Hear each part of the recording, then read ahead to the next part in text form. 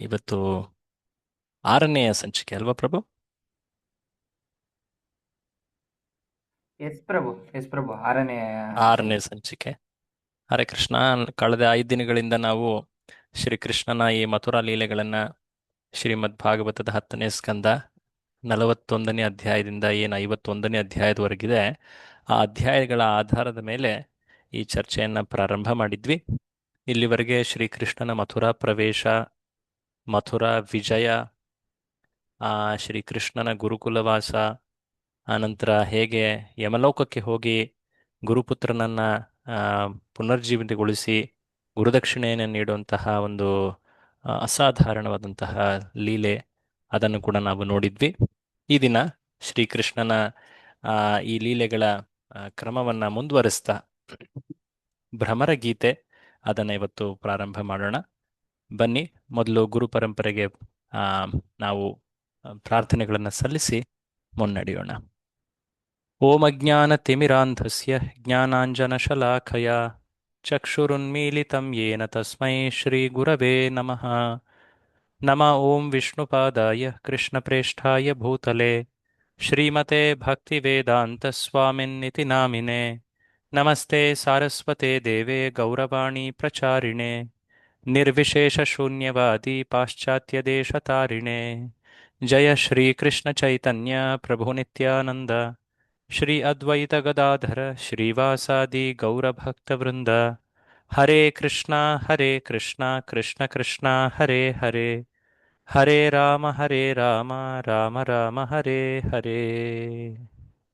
ಮೂಕಂ ಕರೋತಿ ವಾಚಾಲಂ ಪಂಗುಂ ಲಂಘಯತೆ ಗಿರಿಂ ಯತ್ಕೃಪಾತಮಹಂ ವಂದೇ ಶ್ರೀಗುರುಂ ದೀನತಾರಿಣಂ. ಹರೇ ಕೃಷ್ಣ. ಹೇ ಕೃಷ್ಣ ಕರುಣಾ ಸಿಂಧೋ ದೀನಬಂಧೋ ಜಗತ್ಪತೆ ಗೋಪೇಶ ಗೋಪಿಕಾ ಕಾಂತ ರಾಧಾ ಕಾಂತ ನಮೋಸ್ತುತೇ. ಮತ್ತೊಮ್ಮೆ ನಾನು ತಮ್ಮೆಲ್ಲರಿಗೂ ಈ ನಮ್ಮ ಚರ್ಚೆಗೆ ಸ್ವಾಗತಿಸ್ತೀನಿ. ಇಲ್ಲಿವರೆಗೆ ನಾವು ಮಥುರಾ ಮೋಹನ ಈ ಭಾಗದಲ್ಲಿ ಅನೇಕ ವಿಶೇಷ ಲೀಲೆಗಳನ್ನು, ಭಗವಂತನ ಅದ್ಭುತ ಲೀಲೆಗಳನ್ನು ನಾವು ಕಾಣ್ತಾ ಬಂದಿದ್ವಿ. ಆ ಕೃಷ್ಣ ಆ ಕ್ರೂರಿ ಕಂಸನ ಆ ವಧೆಯನ್ನ ಮಾಡ್ದ. ಅದು ಚತುರ್ದಶಿಯ ದಿನವಾಗಿತ್ತು, ಶಿವರಾತ್ರಿಯ ದಿನ.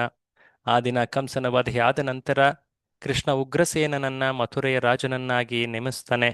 ಅದಾದ ಮೇಲೆ ಕೆಲವು ದಿನಗಳ ನಂತರ ಆ ಆ ಕೃಷ್ಣ ಗುರುಕುಲವಾಸಕ್ಕೆ ಅಂತ ಸಾಂದೀಪನಿ ಮುನಿಯ ಆಶ್ರಮಕ್ಕೆ ತೆರಳ್ತಾನೆ.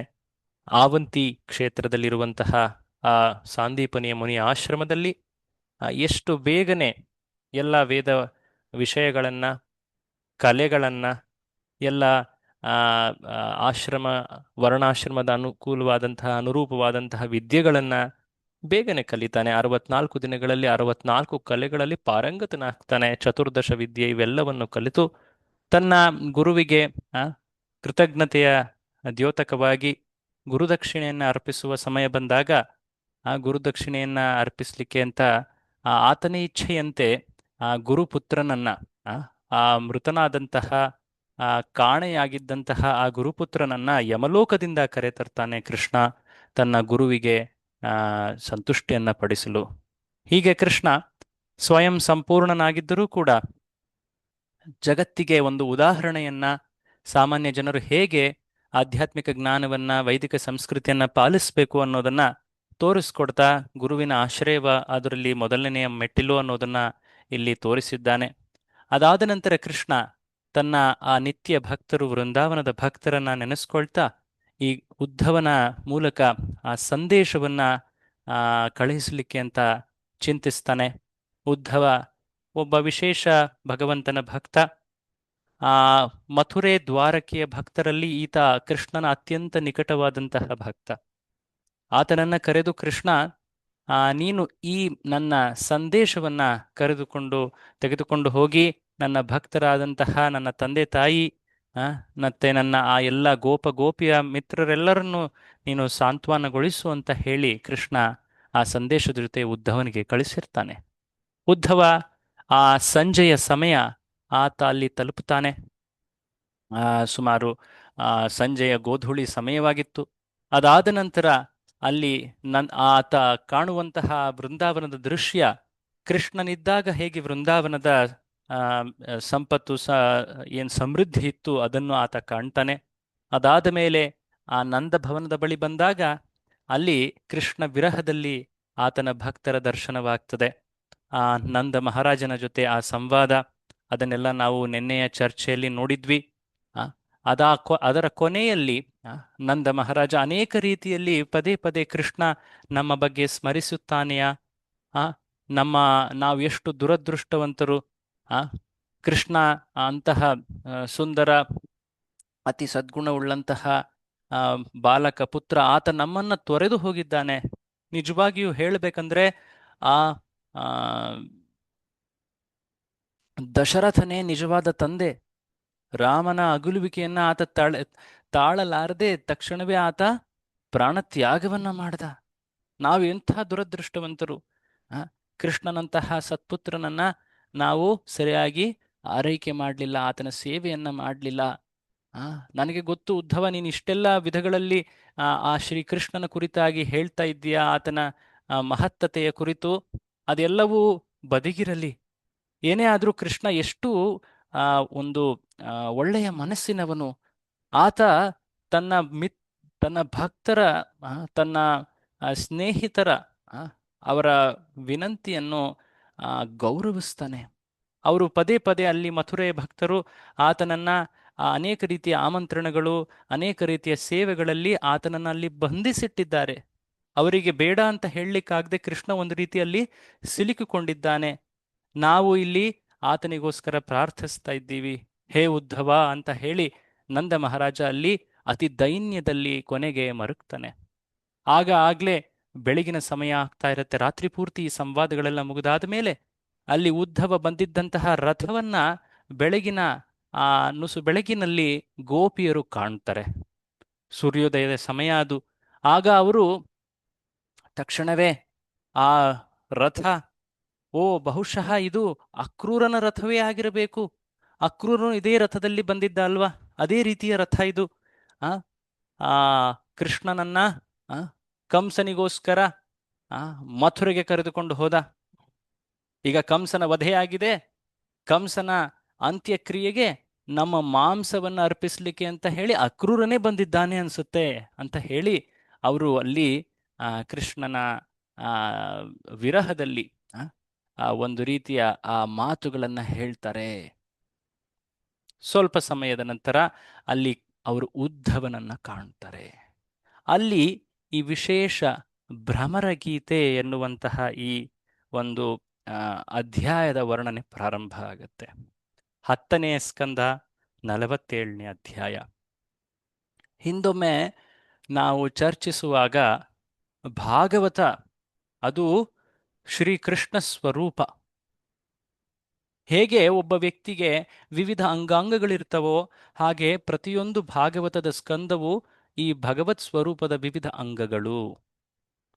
ಭಾಗವತದ ಈ 10ನೆಯ ಸ್ಕಂದ ಶ್ರೀಕೃಷ್ಣನ ಸುಂದರ ಆ ಶ್ರೀಮುಖ. ಅದರಲ್ಲಿಯೂ ವಿಶೇಷವಾಗಿ 10ನೆಯ ಸ್ಕಂದದ ಆ ಮೊದಲು 40 ಅಧ್ಯಾಯಗಳೇನಿವೆ, ವೃಂದಾವನದ ಭಕ್ತರೊಡನೆ ಶ್ರೀಕೃಷ್ಣನ ಲೀಲೆಗಳು, ಅವು ಅತ್ಯಂತ ಉತ್ಕೃಷ್ಟ ಉನ್ನತ ಭಕ್ತಿಯ ಅಭಿವ್ಯಕ್ತಿಗಳು. ಈ 10ನೆಯ ಸ್ಕಂದದಲ್ಲಿ ಸುಮಾರು 5 ಗೀತೆಗಳ ವರ್ಣನೆಯನ್ನು ನಾವು ಕಾಣ್ತೀವಿ. ಮೊದಲಿಗೆ ನಾವು ಕೆಲವು ಗೀತೆಗಳನ್ನಾಗಲೇ ನೋಡಿದ್ದೀವಿ. ಗೋಪಾಲಕೃಷ್ಣ, ಕೃಷ್ಣ ಕಿಶೋರ, ಈ 2 ಭಾಗಗಳಲ್ಲಿ ಕೆಲವು ಗೀತೆಗಳ ಚರ್ಚೆಯನ್ನು ಮಾಡಿದ್ದೀವಿ. ವೇಣುಗೀತೆ, ಮತ್ತಿನ್ಯಾವ ಗೀತೆಯನ್ನ ನಾವು ಚರ್ಚಿಸಿದ್ವಿ, ಯಾರಾದ್ರೂ ಹೇಳ್ತೀರಾ? ಯುಗಲ ಗೀತೆ, ಗೋಪಿಗೀತೆ. ವೇಣುಗೀತೆ, ಯುಗಲ ಗೀತೆ, ಮತ್ತೆ ಗೋಪಿಗೀತೆ. ಗೋಪಿಗೀತೆ, ಕರೆಕ್ಟ್. 3 ಗೀತೆಗಳನ್ನ ನಾವು ಚರ್ಚಿಸಿದ್ವಿ ಅಲ್ವಾ? ಒಂದು ವಿರಹ ಗೀತೆ ಅಂತ ಕೂಡ ಬರುತ್ತೆ ಅಲ್ಲಿ ಕೊನೆಯ ಭಾಗದಲ್ಲಿ. ಅದಲ್ಲದೆ ಇಲ್ಲಿ ಭ್ರಮರ ಗೀತೆ ಬರ್ತಾ ಇದೆ. ಈ 5 ಗೀತೆಗಳು ವೃಂದಾವನದ ಭಕ್ತರ ಕುರಿತಾಗಿರುವಂಥವು. ಇದಲ್ಲದೆ ಇನ್ನೊಂದು ಮಹಿಷಿ ಗೀತೆ ಅಂತ ಬರುತ್ತೆ, ಅದು ದ್ವಾರಕೆಯ ರಾಣಿಯರ ಪ್ರೇಮವನ್ನು ತೋರಿಸುತ್ತೆ, ಅದು ಕೊನೆಯ ಭಾಗದಲ್ಲಿ ಬರುತ್ತೆ. ಹೇಗೆ ಒಬ್ಬ ವ್ಯಕ್ತಿಗೆ ಪಂಚ ಪ್ರಾಣಗಳು ಅತಿ ಮುಖ್ಯವೋ ಹಾಗೆ ಈ ಭಾಗವತ ಸ್ವರೂಪಕ್ಕೆ ಈ ಪಂಚ ಪ್ರಾಣಗಳಿಂತಿರುವಂತಹ ಈ ಗೀತೆಗಳು. ಹ? ಅಷ್ಟು ಮುಖ್ಯ ವಿಷಯಗಳು ಇವು ಭಾಗವತ ಪುರಾಣದ ಅತಿ ಮುಖ್ಯ ವಿಷಯಗಳು. ಹೇಳಬೇಕಂದ್ರೆ ಭಾಗವತದ ಆ ಸಂಪೂರ್ಣ ಅರ್ಥವನ್ನ ಭಾಗವತವೇ ಹೇಳುವಂತೆ ಯಾವೊಬ್ಬ ವ್ಯಕ್ತಿ ಸಂಪೂರ್ಣವಾಗಿ ಯಾವುದೇ ಭೌತಿಕ ಅನರ್ಥಗಳನ್ನ ತನ್ನ ಗಳೆಲ್ಲವುಗಳಿಂದ ಮುಕ್ತನಾಗಿರುವಂತಹ ವ್ಯಕ್ತಿ ಭಾಗವತದಲ್ಲಿ ಅದರ ವರ್ಣನೆ ಇದೆ. ಧರ್ಮ ಪ್ರೋಚಿತ ಕೈತವೋತ್ರ ಪರಮೋ ನಿರ್ಮತ್ಸರಾಣಾಂ ಸತಾಂ. ದಯವಿಟ್ಟು ಮ್ಯೂಟ್ ಮಾಡಿ ಎಲ್ಲರೂ. ಹರೇ ಕೃಷ್ಣ. ಪ್ರಭುಗಳೇ ಸ್ವಲ್ಪ ನೋಡಿ. ನಾಳೆ ನೋಡಿ ಅಂತ ಮಾಡಿ ಪ್ರಭು.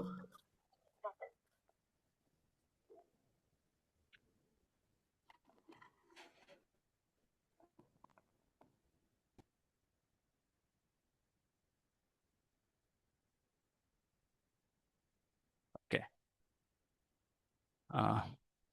ಏನ್ ಹೇಳ್ತಾ ಇದ್ವಿ ಮರ್ತೋಯ್ತು.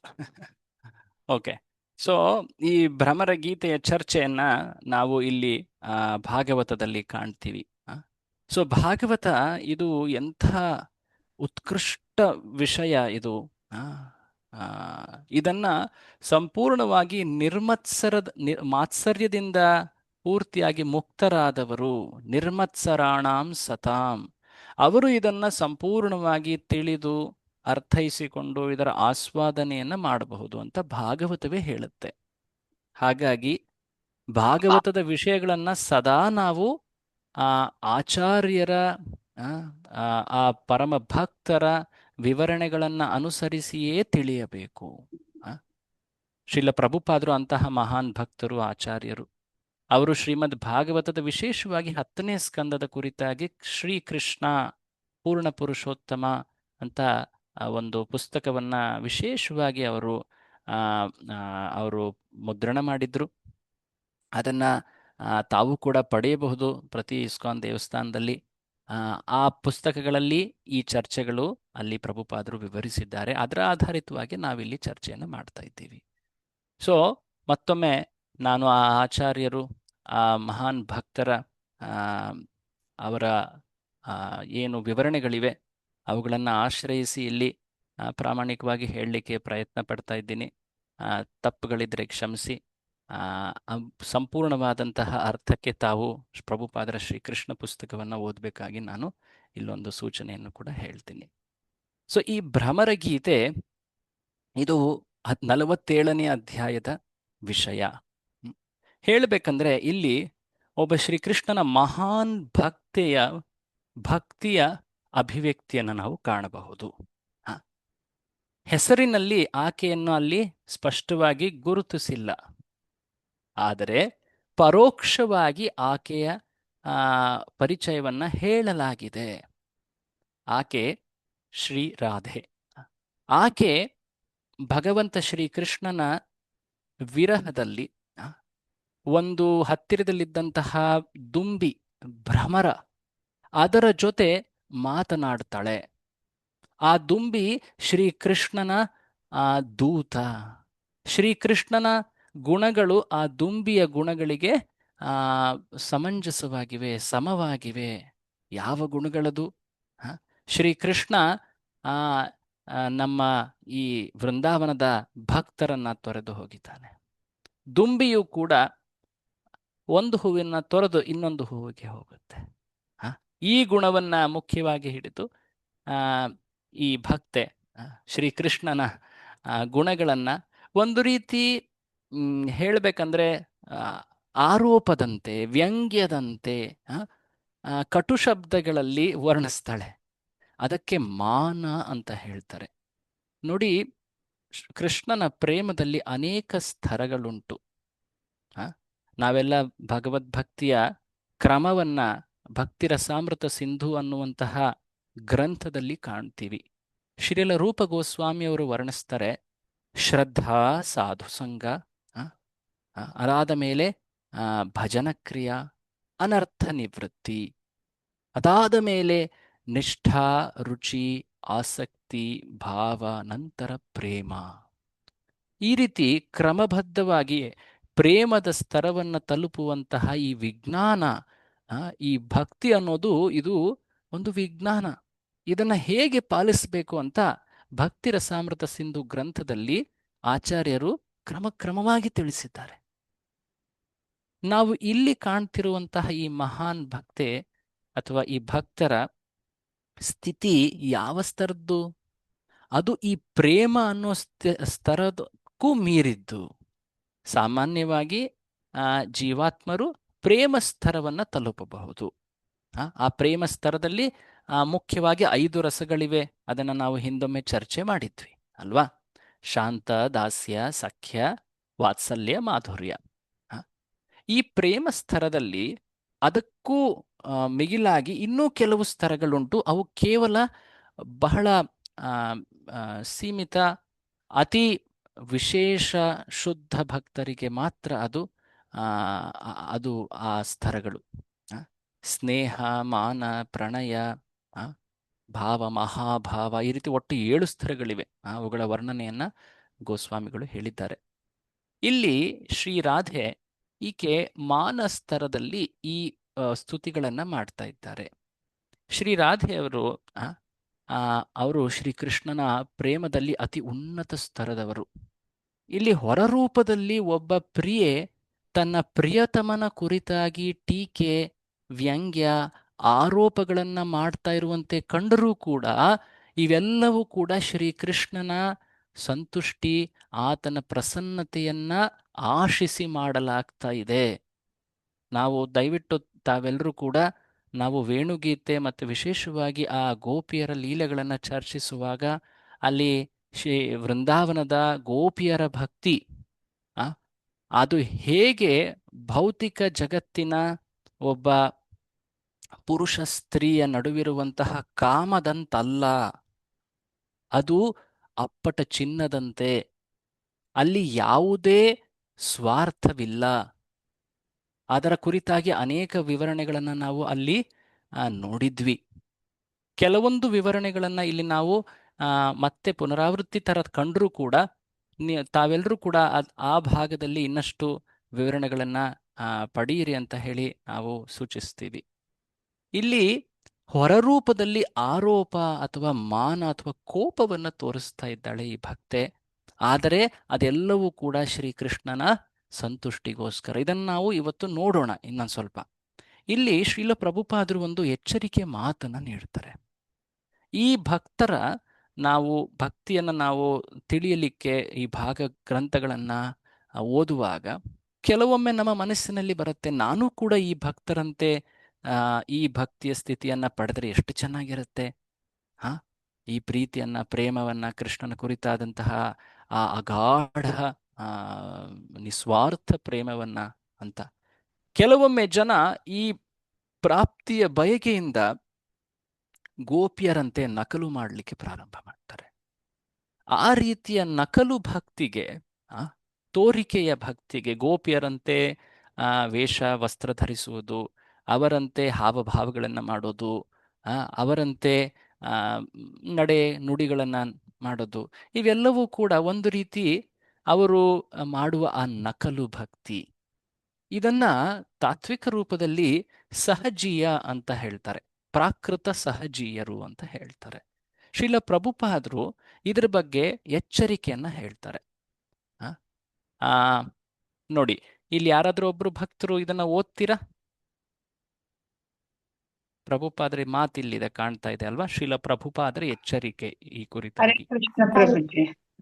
ಸವಿತಾ ಮಾತಾಜಿ ಅವರು ಓದಿ. ಹರೇ ಕೃಷ್ಣ ಪ್ರಭುಜಿ, ಧನ್ಯವಾದ ಪ್ರಣಾಮ.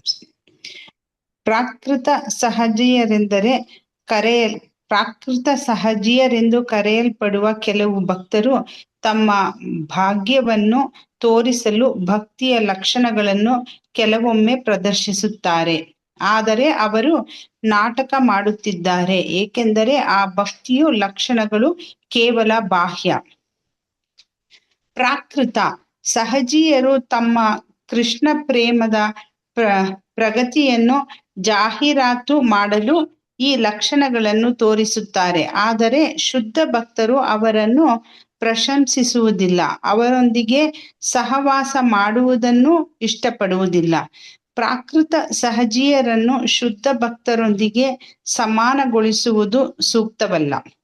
ಯಾರು ನಿಜವಾಗಿ ಕೃಷ್ಣ ಪ್ರೇಮದಲ್ಲಿ ಉನ್ನತ ಸ್ಥಿತಿಯನ್ನು ಸಾಧಿಸುತ್ತಾರೋ ಅವರು ತಮ್ಮನ್ನು ಜಾಹೀರಾತು ಮಾಡುವುದಿಲ್ಲ, ಬದಲಿಗೆ ಅವರು ಭಗವಂತನಿಗೆ ಇನ್ನಷ್ಟು ಸೇವೆ ಸಲ್ಲಿಸಲು ಪ್ರಯತ್ನಿಸುತ್ತಾರೆ. ಹರೇ ಕೃಷ್ಣ ಪ್ರಭುಜಿ, ದಂಡವತ್ ಸೊ ನೋಡಿ ಪ್ರಣಾಮ. ಇಲ್ಲಿ ತುಂಬಾ ಧನ್ಯವಾದ. ಸೊ ನೋಡಿ ಇಲ್ಲಿ ಎಷ್ಟು ಪ್ರಭುಪಾದರು ಸ್ಪಷ್ಟತೆಯನ್ನ ತೋರಿಸ್ತಾ ಇದ್ದಾರೆ. ಹೊರರೂಪದಲ್ಲಿ ಲಕ್ಷಣಗಳನ್ನು ತೋರಿಸುವಂತಹ ಬಯಕೆ ಅದು ಪ್ರತಿಷ್ಠೆಯ ಆಸೆ ಕಾರಣದಿಂದಾಗಿರುತ್ತೆ. ಈ ರೀತಿಯಾದಂತಹ ಭೌತಿಕ ಉದ್ದೇಶಗಳಿಟ್ಟು ಜನ ಗೋಪಿಯರಂತೆ, ವೃಂದಾವನದ ಭಕ್ತರಂತೆ ವೇಷಭೂಷಣ ಮಾಡುವುದು, ನಡೆ ನುಡಿಗಳನ್ನ ಮಾಡುವುದು, ಇದರಿಂದ ಆ ಪ್ರೇಮವನ್ನ ಪಡೆಯಲಿಕ್ಕೆ ಸಾಧ್ಯವಿಲ್ಲ. ಅದು ಕೇವಲ ಜಾಹೀರಾತು ಮಾತ್ರ, ಅದು ಕೇವಲ ನಕಲಿ, ಬಾಹ್ಯ. ಪ್ರಭುಪಾದರಿಂದ ಈ ಶಬ್ದಗಳಲ್ಲಿ ಉಪಯೋಗಿಸಿ ಹೇಳ್ತಾ ಇದ್ದಾರೆ. ನಿಜವಾಗಿ ಕೃಷ್ಣ ಪ್ರೇಮವನ್ನ ಬೆಳೆಸ್ಕೊಳ್ತಾ ಇರೋರು ಅದನ್ನ ತುಂಬಾ ಒಂದು ರೀತಿ ಗೌರವಯುತವಾಗಿ ಕಾಣ್ತಾರೆ. ಅದನ್ನ ಹೊರಗಡೆ ಪ್ರದರ್ಶಿಸುವುದಿಲ್ಲ. ಬದಲಾಗಿ ಅವರು ಇನ್ನಷ್ಟು ಭಕ್ತಿ ಸೇವೆಯಲ್ಲಿ, ಭಕ್ತಿ ಕಾರ್ಯಗಳಾದ ಶ್ರವಣ, ಕೀರ್ತನ, ಸ್ಮರಣ, ಅರ್ಚನ, ವಂದನ ಇವುಗಳಲ್ಲಿ ಅವರು ಇನ್ನಷ್ಟು ತೀವ್ರತೆಯಿಂದ ತೊಡಗುತ್ತಾರೆ. ಹೊರರೂಪದಲ್ಲಿ ಅವರ ಲಕ್ಷಣಗಳಲ್ಲಿ ಯಾವುದೇ ಬದಲಾವಣೆ ಕಾಣೋದಿಲ್ಲ. ಹೀಗೆ ಪ್ರಭುಪಾದರು ಈ ಎಚ್ಚರಿಕೆಯನ್ನ ಪದೇ ಪದೇ ಹೇಳ್ತಾರೆ ಯಾವಾಗಲೂ ಈ ಗೋಪಿಯರ ಭಕ್ತಿ, ಅವರ ಕುರಿತಾದಂತಹ ಲೀಲೆಗಳ ಚರ್ಚೆ ಬಂದಾಗ. ಸೊ ಇದನ್ನು ನಾವು ಯಾವಾಗಲೂ ಮನಸ್ಸಿನಲ್ಲಿಟ್ಟು ಈ ಲೀಲೆಗಳನ್ನ ತಿಳಿಯಲಿಕ್ಕೆ ಪ್ರಯತ್ನ ಪಡಬೇಕು. ನೋಡಿ, ಈ ಉದ್ಧವ ಈಗ ಆ ಗೋಪಿಯರ ಸನಿಹದಲ್ಲಿದ್ದಾನೆ. ಅವರು ಆ ಉದ್ಧವನನ್ನ ಕಂಡ ತಕ್ಷಣ ಅವರು ಊಹೆ ಮಾಡ್ತಾರೆ, ಓಹೋ, ಈ ಉದ್ಧವ ಆ ಕೃಷ್ಣನ ಆ ಪ್ರತಿನಿಧಿ, ಸಂಗಡಿಗ. ಅವರಿಗೆ ತಿಳಿಯುತ್ತೆ ಈತನನ್ನ ಕೃಷ್ಣನೇ ಕಳುಹಿಸಿರಬೇಕು. ಮೊದಲಿಗೆ ಅವರು ಊಹಿಸ್ತಾರೆ, ಯಾರಿರಬಹುದು ಇವನು, ನೋಡ್ಲಿಕ್ಕೆ ಕೃಷ್ಣನಂತೆ ಕಾಣ್ತಾ ಇದ್ದಾನಲ್ಲ, ಅದೇ ರೀತಿ ವಸ್ತ್ರಗಳನ್ನ ಧರಿಸಿದ್ದಾನಲ್ಲ, ಯಾರ ಸೇವಕ ಇವನು, ಕೃಷ್ಣ ಅಲ್ಲ, ಆದ್ರೆ ಆ ರೀತಿ ಕಾಣ್ತಾ ಇತ್ತು. ಅದಾದ ಮೇಲೆ ಅವ್ರಿಗೆ ತಿಳಿಯುತ್ತೆ. ಆಗ ಅವರು ಆ ಉದ್ಧವನನ್ನ ಆ ಸನಿಹದ ಒಂದು ವನಕ್ಕೆ ಅವರು ಆಹ್ವಾನಿಸಿ ಅಲ್ಲಿ ಆತನ ಕುರಿತಾಗಿ ಕೆಲವು ಮಾತುಗಳನ್ನ ಹೇಳ್ತಾರೆ. ಅವರು ಮೊದಲನಿಗೆ ಆತನ ಆತನಿಗೆ ಗೌರವವನ್ನು ಸಲ್ಲಿಸ್ತಾರೆ. ಹೇಗೆ ವೈದಿಕ ಸಂಸ್ಕೃತಿಯಲ್ಲಿ ಒಬ್ಬ ಅತಿಥಿಯನ್ನ ದೇವರಂತೆ ಕಾಣಲಾಗುತ್ತೋ ಹಾಗೆಯೇ ಅವರು ಕೂಡ ಆತನನ್ನ ಸತ್ಕಾರ ಮಾಡ್ತಾರೆ. ಅದಾದ ಮೇಲೆ ಒಂದು ಶಾಂತ ಸ್ಥಾನದಲ್ಲಿ ಆತನನ್ನ ಕೂರಿಸಿ ಕೆಲವು ಪ್ರಶ್ನೆಗಳನ್ನ ಕೇಳ್ತಾರೆ. ಅವರ ಮನಸ್ಸಿನಲ್ಲಿ ಇರುವಂತಹ ಪ್ರಶ್ನೆ ಅದೊಂದೇ, ಶ್ರೀಕೃಷ್ಣನ ಕುರಿತಾಗಿ. ಆಗ ಅವರು ಆ ಉದ್ಧವನ ಜೊತೆ ಕೆಲವು ಮಾತುಗಳನ್ನ ಹೇಳಿದರು. ಮೊದಲನೇದಾಗಿ ಹೇಳ್ತಾರೆ, ಉದ್ಧವ, ನಮಗೆ ಗೊತ್ತುಂಟು ನೀನು ಯಾರು ಅಂತ ನಿನ್ನ ಬಗ್ಗೆ ಹೇಳೋದು ಬೇಕಿಲ್ಲ. ನಮಗೆ ಗೊತ್ತಿದೆ ನೀನು ಶ್ರೀಕೃಷ್ಣನ ಆಪ್ತ ಸಂಗಡಿಗ, ವೈಯಕ್ತಿಕ ಸೇವಕ. ಕೃಷ್ಣ ತನ್ನ ತಂದೆ ತಾಯಿಗಳಿಗೆ ಅವರಿಗೆ ಸಾಂತ್ವನ ಹೇಳಲಿಕ್ಕೆ ಅಂತ ಹೇಳಿ ನಿನ್ನನ್ನು ಕಲಿಸಿದ್ದಾನೆ. ನೀನು ನಿಮ್ಮ ಸ್ವಾಮಿಯ ಆದೇಶ, ಶ್ರೀಕೃಷ್ಣನ ಆದೇಶವನ್ನ ಶಿರಸ ಪಾಲಿಸ್ಲಿಕ್ಕೆ ಇಲ್ಲಿ ಬಂದಿದ್ದೀಯಾ? ದಯವಿಟ್ಟು ಮ್ಯೂಟ್ ಮಾಡಿ ಸುನಿಲ್ ಪ್ರಭು, ನೋಡ್ತಾ ಇರಿ. ಸೊ ಈಗ ಇಲ್ಲಿ ಗೋಪಿಯರು ಹೇಳ್ತಾ ಇದ್ದಾರೆ, ನಮಗೆ ಗೊತ್ತುಂಟು ನಿನ್ನ ಪರಿಚಯ. ಆ ವೃಂದಾವನದ ಈ ಲೀಲೆಗಳನ್ನ ಕೃಷ್ಣ ಸ್ಮರಿಸ್ತಾನ, ಈ ಜಾಗವನ್ನು ನೆನೆಸ್ಕೊಳ್ತಾನ, ಅನೇಕ ಆ ಬಾಲ್ಯದ ಕಾರ್ಯಗಳನ್ನ, ಲೀಲೆಗಳನ್ನ, ವಿಶೇಷವಾಗಿ ನಂದ ಯಶೋದೆಯರನ್ನ ಆತ ನೆನೆಸ್ಕೊಳ್ತಾನ. ಯಾಕೆಂದ್ರೆ ಬಾಲ್ಯದ ಸಮಯದಲ್ಲಿ ಯಾವ ವ್ಯಕ್ತಿಯ ಜೊತೆ ನಾವು ಸಮಯವನ್ನ ಕಳೆಯುತ್ತೇವೋ ವಿಶೇಷವಾಗಿ ಆ ವ್ಯಕ್ತಿಗಳನ್ನ ಮರೆಯೋದು ಬಹಳ ಕಷ್ಟ. ಮುಂದೆ ಆ ವ್ಯಕ್ತಿ ಜೀವನದಲ್ಲಿ ಎಷ್ಟೇ ಬೇರೆ ಬೇರೆ ಅನುಭವಗಳನ್ನು ಪಡೆದರೂ ಕೂಡ ಆ ಮೊದಲಿನ ಅನುಭವಗಳು ಆತನ ಸ್ಮೃತಿಯಲ್ಲಿ ತುಂಬಾ ಆಳವಾಗಿರ್ತವೆ. ಇಲ್ಲಿ ಒಂದು ಉದಾಹರಣೆಯನ್ನು ಹೇಳ್ತಾರೆ. ವಿರಕ್ತಿಯನ್ನ ಸ್ವೀಕರಿಸಿದಂತಹ ಒಬ್ಬ ಋಷಿಯೂ ಕೂಡ ತನ್ನ ಕುಟುಂಬದವರ ಪ್ರೀತಿಯ ಬಂಧನವನ್ನ ಸ್ಮರಿಸ್ತಾನೆ. ಅದು ಮನುಷ್ಯ ಸಹಜ. ಆ? ಶ್ರೀಕೃಷ್ಣನು ಕೂಡ ಸ್ಮರಿಸ್ತಾ ಇರಬೇಕಲ್ವಾ? ಅವನು ಸ್ಮರಿಸ್ತಾ ಇಲ್ಲ ಅನ್ನೋದು ಅದು ಸರಿಯಲ್ಲ, ಅದು ಸುಳ್ಳು. ಆ? ಆದರೆ ಕೃಷ್ಣ ಅವನಿಗೆ ಗೊತ್ತುಂಟು, ತನ್ನ ತಂದೆ ತಾಯಿಗೆ ಸಾಂತ್ವನ ಹೇಳಲಿಕ್ಕೆ ನಿನ್ನನ್ನು ಕಳುಹಿಸಿದ್ದಾನೆ. ನಾವ್ಯಾರು? ನಾವು ಆತನ ನಿಜ ಕುಟುಂಬದವರಲ್ಲ. ಯಾವೊಬ್ಬ ವ್ಯಕ್ತಿ ತನ್ನ ತಂದೆ ತಾಯಿಯನ್ನ ಹೊರತುಪಡಿಸಿ ಬೇರೆಯವರ ಜೊತೆ ಸಂಬಂಧವನ್ನು ಬೆಳೆಸ್ತಾ ಇದ್ದಾನೆ ಅಂದ್ರೆ ಅಲ್ಲಿ ಆತ ಕೆಲವು ಸ್ವಾರ್ಥಪೂರ್ತಿಗೋಸ್ಕರ ಮಾಡ್ತಾ ಇರ್ತಾನೆ. ಉದಾಹರಣೆಗೆ, ಯಾವುದೇ ಒಂದು ಕಂಪನಿಯಲ್ಲಿ ವ್ಯಕ್ತಿ ತನ್ನ ಬಾಸಿನ ಜೊತೆ ಚೆನ್ನಾಗಿ ವ್ಯವಹರಿಸ್ತಾ ಇದ್ದಾನೆ ಅಂದ್ರೆ ಅಲ್ಲೊಂದು ಸ್ವಾರ್ಥ ಇರುತ್ತೆ. ಅಥವಾ ಕಾಲೇಜಿನಲ್ಲಿ ಓದ್ಲಿಕ್ಕೆ ಹೋಗಿದ್ದಾನೆ, ಅಲ್ಲಿ ತನ್ನ ಟೀಚರ್ ಜೊತೆ ಮಾತನಾಡ್ತಾ ಇದ್ದಾನೆ, ಚೆನ್ನಾಗಿ ವ್ಯವಹರಿಸ್ತಾ, ಅಲ್ಲೊಂದು ಸ್ವಾರ್ಥ ಇರುತ್ತೆ. ತನಗೆ ಏನು ಒಳ್ಳೆಯ ಗತಿ ಅಥವಾ ಒಳ್ಳೆಯ ಲಾಭಗಳು ದೊರಕಬಹುದು ಅನ್ನೋ ಒಂದು ಗಣನೆ ಇರುತ್ತೆ. ಹಾಗೆ ನೀವು ಆ ಕೃಷ್ಣ ನಮ್ಮ ಕುರಿತಾಗಿ ಯೋಚಿಸ್ತಾ ಇರಬೇಕಲ್ವಾ? ಹಾಗಾಗಿ ನಮ್ಮ ಸ್ಮರಣೆ ಆತನಿಗೆ ಬರ್ತಾ ಇಲ್ಲ ಅನ್ಸುತ್ತೆ. ಹೇಗೊಬ್ಬ ಪುರುಷ ಮಹಿಳೆಯ ಮೇಲೆ ತೋರಿಸೋ ಆಸಕ್ತಿ ಅದು ಕೇವಲ ಸ್ವಾರ್ಥಕ್ಕೋಸ್ಕರ. ಅಥವಾ ಒಂದು ದುಂಬಿ, ಈ ಮಾತನ್ನ ಹೇಳ್ತಾರೆ ನೋಡಿ, ಭ್ರಮರ ಅಥವಾ ದುಂಬಿ, ಅದು ಒಂದು ಹೂವನ್ನ ಅದರಲ್ಲಿರುವಂತಹ ಮಕರಂದವನ್ನ ಗ್ರಹಿಸಿ ಅದನ್ನ ತೊರೆದು ಇನ್ನೊಂದು ಹೂವಿಗೆ ಹೋಗುತ್ತೆ. ಬಹುಶಃ ಶ್ರೀಕೃಷ್ಣನು ಇದೇ ರೀತಿಯಾಗಿ ವರ್ತಿಸ್ತಾ ಇದ್ದಾನೆ. ಆತನು ಕೂಡ ಈ ರೀತಿಯಾಗಿ ವರ್ತಿಸ್ತಾ ಇದ್ದಾನೆ. ಅವರು ಹೇಳ್ತಾರೆ ಮುಂದೆ, ಈ ರೀತಿಯಾಗಿ ವ್ಯಕ್ತಿಗಳು ಕೆಲವರನ್ನ ತ್ಯಜಿಸ್ತಾರೆ ನೋಡಿ. ಭೌತಿಕ ಗಣನೆಯಲ್ಲಿ ಈ ರೀತಿಯಾದಂತಹ ಸಂಬಂಧಗಳ ತ್ಯಾಗ, ಇದನ್ನು ನಾವು ಕಾಣ್ತೀವಿ. ವೇಶ್ಯೆಯರು ಒಬ್ಬ ಬಡವನನ್ನ ತ್ಯಜಿಸ್ತಾರೆ, ಪ್ರಜೆಗಳು ಅಸಮರ್ಥ ರಾಜನನ್ನ ತ್ಯಜಿಸ್ತಾರೆ, ವಿದ್ಯಾರ್ಥಿಗಳು ಶಿಕ್ಷಣ ಮುಗಿದ ಮೇಲೆ ಗುರುವನ್ನ ತ್ಯಜಿಸ್ತಾರೆ, ಪುರೋಹಿತ ಯಜ್ಞ ಮುಗಿದು ದಕ್ಷಿಣ ಪಡೆದಾದ್ಮೇಲೆ ಆ ಯಜ್ಞ ಅದ ಯಜಮಾನ ಏನಿದ್ದಾನೆ ಆತನನ್ನ ತ್ಯಜಿಸಿ ಮುಂದೆ ಹೋಗ್ತಾನೆ. ಹಕ್ಕಿಗಳು ಮರವನ್ನ ತ್ಯಜಿಸ್ತವೆ, ಅತಿಥಿಗಳು ಊಟವಾದ ನಂತರ ಮನೆಯನ್ನ ತ್ಯಜಿಸಿ ಮರೆತು ಹೋಗ್ತಾರೆ, ಮೃಗಗಳು ಅರಣ್ಯವನ್ನ ತ್ಯಜಿಸ್ತಾರೆ.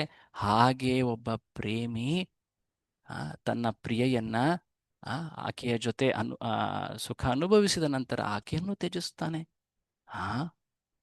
ಹೀಗೆ ಆತ ನಮ್ಮನ್ನ ತ್ಯಜಿಸಿ ಹೋಗಿದ್ದಾನೆ. ನಾವು ಆತನಿಗೆ ಏನೆಲ್ಲ ತ್ಯಾಗ ಮಾಡಿದ್ವಿ ಉದ್ಧವ, ನಿನಗೆ ಗೊತ್ತುಂಟಲ್ವಾ? ಹೀಗೆ ಗೋಪಿಯರು ಒಂದು ರೀತಿ, ಈ ರೀತಿಯಾದಂತಹ ಸಂಭಾಷಣೆ ವೈದಿಕ ಸಂಸ್ಕೃತಿಯಲ್ಲಿ ಸಾಮಾನ್ಯವಾಗಿ ಕಾಣಸಿಗುವುದಿಲ್ಲ. ಒಬ್ಬ ಸ್ತ್ರೀ ತನ್ನ ಪ್ರಿಯನ ಬಗ್ಗೆ ಇನ್ನೊಬ್ಬ ವ್ಯಕ್ತಿಯ ಮುಂದೆ ಹೇಳುವುದು ಇದು ಸಾಮಾನ್ಯವಾಗಿ ಕಾಣಸಿಗೋದಿಲ್ಲ. ಆದರೆ ಇಲ್ಲಿ ಗೋಪಿಯರು, ಅವರಲ್ಲಿ ಶ್ರೀಕೃಷ್ಣನ ಕುರಿತಾದಂತಹ ಆ ವಿರಹ ಎಷ್ಟು ತೀವ್ರವಾಗಿದೆ ಅಂದರೆ, ಒಂದು ರೀತಿ ಅವರು ತಮ್ಮ ಮನಸ್ಸಿನ ಭಾವವನ್ನು ಇಲ್ಲಿ ವ್ಯಕ್ತಪಡಿಸ್ತಾ ಇದ್ದಾರೆ. ಕೃಷ್ಣನ ಲೀಲೆಗಳನ್ನು ಅವರು ಘೋಷಿಸಿ ಹೇಳ್ತಾ ಇದ್ದಾರೆ. ಅಲ್ಲಿ ವಿಶೇಷವಾಗಿ ಈ ರೀತಿ ಎಲ್ಲರೂ ಆ ಉದ್ಧವನನ್ನ ಒಂದು ರೀತಿ ಸುತ್ತುವರೆದು ಈ ರೀತಿಯ ಪ್ರಶ್ನೆಗಳನ್ನ ಕೇಳ್ತಾ ಇರುವಾಗ ಅಲ್ಲಿ ಒಬ್ಬ ಭಕ್ತೆ, ಈ ಮಾತನ್ನ ವಿಶೇಷವಾಗಿ ಹೇಳ್ತಾರೆ, ಒಬ್ಬ ಭಕ್ತೆ ಅಲ್ಲಿ ಹತ್ತಿರದಲ್ಲಿ ಗುಯ್ಯಾಡ್ತಾ ಇದ್ದಂತಹ ಒಂದು ದುಂಬಿಯನ್ನ ಕಂಡು, ಭ್ರಮರವನ್ನ ಕಂಡು, ಮಾನ ಭಾವದಲ್ಲಿ, ಪ್ರೇಮದ ಒಂದು ಉತ್ಕೃಷ್ಟ ಭಾವ ಇದು, ಆ ಭಾವದಲ್ಲಿ, ಆ ಸ್ತರದಲ್ಲಿ ಆಕೆ ಆ ದುಂಬಿಯನ್ನ ಉದ್ದೇಶಿಸಿ ಕೆಲವು ಮಾತುಗಳನ್ನಾಡಿದ್ಲು. ಆ ದುಂಬಿಯ ಮೂಲಕ ಕೃಷ್ಣನ ಮೇಲೆ ಆರೋಪ ಅಥವಾ ಆಕೆಯ ಪ್ರೀತಿಯ ಅಭಿವ್ಯಕ್ತಿ. ಒಂದು ರೀತಿ ಪರೋಕ್ಷವಾಗಿ ಈ ಮಾತನ್ನ ಉದ್ಧವನಿಗೂ ಹೇಳ್ತಾ ಇದ್ದಾಳೆ ಈ ಗೋಪಿ. ನಿನ್ನ ಸ್ವಾಮಿಯ ಗುಣಲಕ್ಷಣಗಳು ಹೀಗಿವೆ ನೋಡು ಅಂತ. ಈ ಗೋಪಿ ನಮ್ಮ ಆಚಾರ್ಯರು ಅವರು ವಿವರಿಸುವಂತೆ ಈಕೆ ಆ ಮಹಾನ್ ಭಕ್ತೆ ಶ್ರೀರಾಧೆ. ಈ ಸುಮಾರು 10-11 ಶ್ಲೋಕಗಳೇನಿವೆ ಇವುಗಳಿಗೆ ಭ್ರಮರ ಗೀತೆ ಅಂತ ಹೇಳಿದ್ದಾರೆ. ಇಲ್ಲಿ ಈ ಗೀತೆಗಳ, ಈ ಶ್ಲೋಕಗಳ ಅನುವಾದವನ್ನು ನಾವಿಲ್ಲಿ ನೀಡ್ತಾ ಇದ್ದೀವಿ. ಇದ್ರ ಬಗ್ಗೆ ವರ್ಣನೆಯನ್ನ ಪ್ರಭುಪಾದರು ಕೃಷ್ಣ ಪುಸ್ತಕದಲ್ಲಿ ನೀಡಿದ್ದಾರೆ. ಮುಂಚೆ ನಾವು ಹೇಳಿದ ಹಾಗೆ, ಮಾತನಾಡಿದ ಹಾಗೆ ಮತ್ತೊಮ್ಮೆ ಈ ಎಚ್ಚರಿಕೆಯನ್ನು ನಾವು ಸದಾ ಮನಸ್ಸಿನಲ್ಲಿ ನೆನಪಿಟ್ಕೊಳ್ಬೇಕು. ಇದು ಒಬ್ಬ ಭೌತಿಕ ಸಂಬಂಧದಲ್ಲಿ ಒಬ್ಬ ಪುರುಷ ಸ್ತ್ರೀಯ ನಡುವಿರುವಂತಹ ಆ ಆ ವಾರ್ತಾಲಾಪಗಳಲ್ಲ. ಹ? ಆ ಶ್ರೀಕೃಷ್ಣ ಪರಮ ಆಕರ್ಷಕ, ಸರ್ವರ ಒಡೆಯ, ಸರ್ವಾಂತರ್ಯಾಮಿ, ಪರಮ ಪುರುಷೋತ್ತಮ, ಆತನ ಸ್ನೇಹಕ್ಕೆ ಪ್ರೀತಿಗೆ ಹಾತೊರೆಯುವಂತಹ ಒಬ್ಬ ಆದರ್ಶ ಭಕ್ತ, ಉನ್ನತ ಭಕ್ತ, ಅದುವೇ ಇಲ್ಲಿ ಶ್ರೀ ರಾಧೆ. ಆಕೆಯ ಮನಸ್ಸಿನ ಅಭಿವ್ಯಕ್ತಿ ಅದು ಹೊರರೂಪದಲ್ಲಿ ಕೋಪ ಅಥವಾ ಮಾನದಂತೆ ಕಾಣುತ್ತೆ, ಆದರೆ ಅದು ಅತ್ಯಂತ ಉತ್ಕೃಷ್ಟವಾದಂತಹ ಪ್ರೇಮ. ಪ್ರೇಮದಲ್ಲಿ ಕೆಲವೊಮ್ಮೆ ಪ್ರಿಯತಮನನ್ನ ಸ್ತುತಿಸಲಿಕ್ಕೆ ಕೋಪ, ಕೆಲವೊಮ್ಮೆ ಒಂದು ರೀತಿಯ ವ್ಯಂಗ್ಯ, ಕೆಲವೊಮ್ಮೆ ಹಾಸ್ಯ, ಇವೆಲ್ಲವುಗಳು ಇವೆ. ಇವೆಲ್ಲವುಗಳು ಕೂಡ ಭಕ್ತಿರ ಸಾಮರ್ಥ್ಯ ಸಿಂಧು ಗ್ರಂಥದಲ್ಲಿ ಇವೆಲ್ಲವುಗಳನ್ನು ಸಂಚಾರಿ ಭಾವ ಅಂತ ಹೇಳಿ ವರ್ಣಿಸಲಾಗಿದೆ. ಸೊ ಹೀಗೆ ಇಲ್ಲಿ ಭ್ರಮರ ಗೀತೆಯ ವರ್ಣನೆ ಪ್ರಾರಂಭ ಆಗುತ್ತೆ. ಆ ಗೋಪಿ ಹೇಳ್ತಾಳೆ, ಶ್ರೀಕೃಷ್ಣನ ಅತಿ ಗಾಢವಾದಂತಹ ಧ್ಯಾನದಲ್ಲಿ ಆ ದುಂಬಿಯನ್ನು ಉದ್ದೇಶಿಸಿ ಹೀಗೆ ಮಾತನಾಡ್ತಾಳೆ. ಇಲ್ಲಿ ಪ್ರತಿಯೊಂದು ಶ್ಲೋಕವನ್ನ ವಿಶೇಷವಾಗಿ ನಮ್ಮ ಆಚಾರ್ಯರು ಇಲ್ಲಿ ವಿಶ್ಲೇಷಿಸಿದ್ದಾರೆ. ಇದರ ವಿಶ್ಲೇಷಣೆಗೆ ಹೋದರೆ ತುಂಬಾನೇ ವಿವರಣೆ ಇದೆ. ಒಂದು ರೀತಿ ಮೇಲ್ಮುಖದ ಒಂದು ಸಿಂಪಲ್ ಬೇಸಿಕ್ ಮೀನಿಂಗ್ ಅನ್ನು ನಾವು ಇಲ್ಲಿ ಕಾಣ್ತಾ ಮುಂದುವರಿಯೋಣ. ಹೆಚ್ಚಿನ ವರ್ಣನೆಗಳಿಗೆ ತಾವೆಲ್ಲರೂ ಕೃಷ್ಣ ಪುಸ್ತಕವನ್ನ ಓದಬಹುದು. ಸೊ ಇಲ್ಲಿಂದ ಈ ವರ್ಣನೆಗಳು ಪ್ರಾರಂಭ ಆಗ್ತಾ ಇವೆ. ಯಾರಾದರೂ ಇಲ್ಲಿ ಓದ್ತೀರಾ? ಓ ಭ್ರಮರ, ಇಲ್ಲಿಂದ ಓದಬೇಕು. ಯಾರು ಓದ್ತೀರಾ? ಹರೇ ಕೃಷ್ಣ ಪ್ರಭು. ಸ್ಪಷ್ಟವಾಗಿ ಸರಾಗವಾಗಿ ಓದ್ತಾ ಹೋಗಬೇಕು. ಎಸ್, ಓದಿ. ಓ ಭ್ರಮರ. ಹೋ ಭ್ರಮರ, ಮೋಸಗಾರನ ಸ್ನೇಹಿತನೇ, ನಿನ್ನ ಮೀಸೆಗಳಿಂದ ನನ್ನ ಪಾದಗಳನ್ನು ಮುಟ್ಟಬೇಡ. ಕೃಷ್ಣನು ಮಥುರೆಯ ಮಹಿಳೆಯರನ್ನು ತೃಪ್ತಿಪಡಿಸಲಿ. ನಿನ್ನಂತಹ ದೂತನನ್ನು ಕಳುಹಿಸಿದವನು ಸಭೆಯಲ್ಲಿ ಹಾಸ್ಯಕ್ಕೆ ಗುರಿಯಾಗುವನು. ಮೋಸಗಾರ ಯಾರಿಲ್ಲಿ? ಕೃಷ್ಣಂಗೆ ಹೇಳ್ತಾ ಇರೋದು. ಕೃಷ್ಣನ್ನ ಮೋಸಗಾರ ಅಂತ ಹೇಳ್ತಾ ಇದ್ದಾಳೆ ಈ ಭಕ್ತಿ. ಓಕೆ, ಮುಂದಿನದ್ದು ಓದಿ. ನೀವೇ ಓದಿ. ಒಮ್ಮೆ ಅಮೃತವನ್ನು ಕೊಟ್ಟು ನಂತರ ಕೃಷ್ಣನು ನಮ್ಮನ್ನು ತ್ಯಜಿಸಿದನು. ನೀನು ಹೂವಿನಿಂದ ಹೂವಿಗೆ ಹಾರುವಂತೆ ಶ್ರೀಲಕ್ಷ್ಮಿಯು ಅವನಿಗೆ ಸೇವೆ ಮಾಡಲು ಬಯಸುತ್ತಾಳೆ. ಅವಳ ಮನಸ್ಸು ಅವನ ಮೋಸಮಯ ಮಾತುಗಳಿಂದ ಕದ್ದುಕೊಳ್ಳಲ್ಪಟ್ಟಿರಬೇಕು. ಈ ಲಕ್ಷ್ಮೀ ದೇವಿ ಯಾಕೆ ಕೃಷ್ಣನ ಹಿಂದೆ ಬಿದ್ದಿದ್ದಾಳೆ?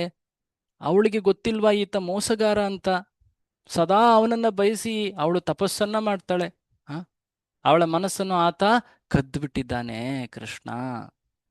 ಓದಿ. ಹೋ